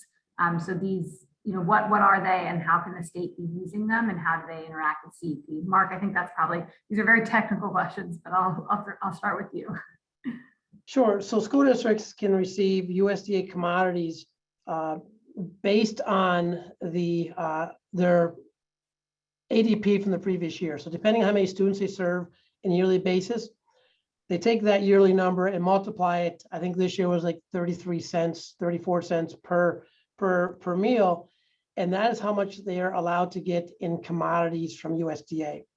So it can be, it could be frozen vegetables, it could be canned vegetables, it could be cheese, it could be proteins. It could be some grains. It could be a wide variety of items that they have to order a year in advance. So you have to order, like right now, school districts last month ordered the commodity foods for next year. They can also take those foods and they can send them to a processor. They can send their chicken to a company to make, a chicken barbecue, pulled pork. They can take their fruits, their canned fruits, and make them into a frozen fruit cup. That's one option. Another new option, which I think is a fantastic option, and many school districts are doing it, is they can take that money and they can do Department of Defense, and they can take that money and say if they get $100,000, they can take half that money and put it towards purchasing fresh fruits and vegetables from a local purveyor that is pre-assigned by New York State. And for us, again, for many districts, that was very helpful because you can now afford to offer more fresh fruits and vegetables by taking your DOD, your USDA commodity money and putting it towards fresh fruits and vegetables. So that's been very helpful. I think underlying those two questions there in provision 2 and with commodity foods is that participation really matters. The more families we get involved in this program, the more kids are eating the meals, the more money we can continue to bring into New York State. So I want to just, we're at time now, and I want to say, to Monique, to Jessica and Mark, your experience, your expertise is invaluable. Thank you so much for sharing it today with New York State Health Foundation and with the hundreds of people who joined for this webinar. Resources and links to some of the issues they talked about and the campaign will be available tomorrow. We'll be sending out an event recap. So we'll make sure to have more information there. I'm going to hand it over now to my colleague, Bronwyn Starr, to say thank you and close out the conference. But again, thanks so much. Thank you. Have a great day. Thank you for allowing us to be here.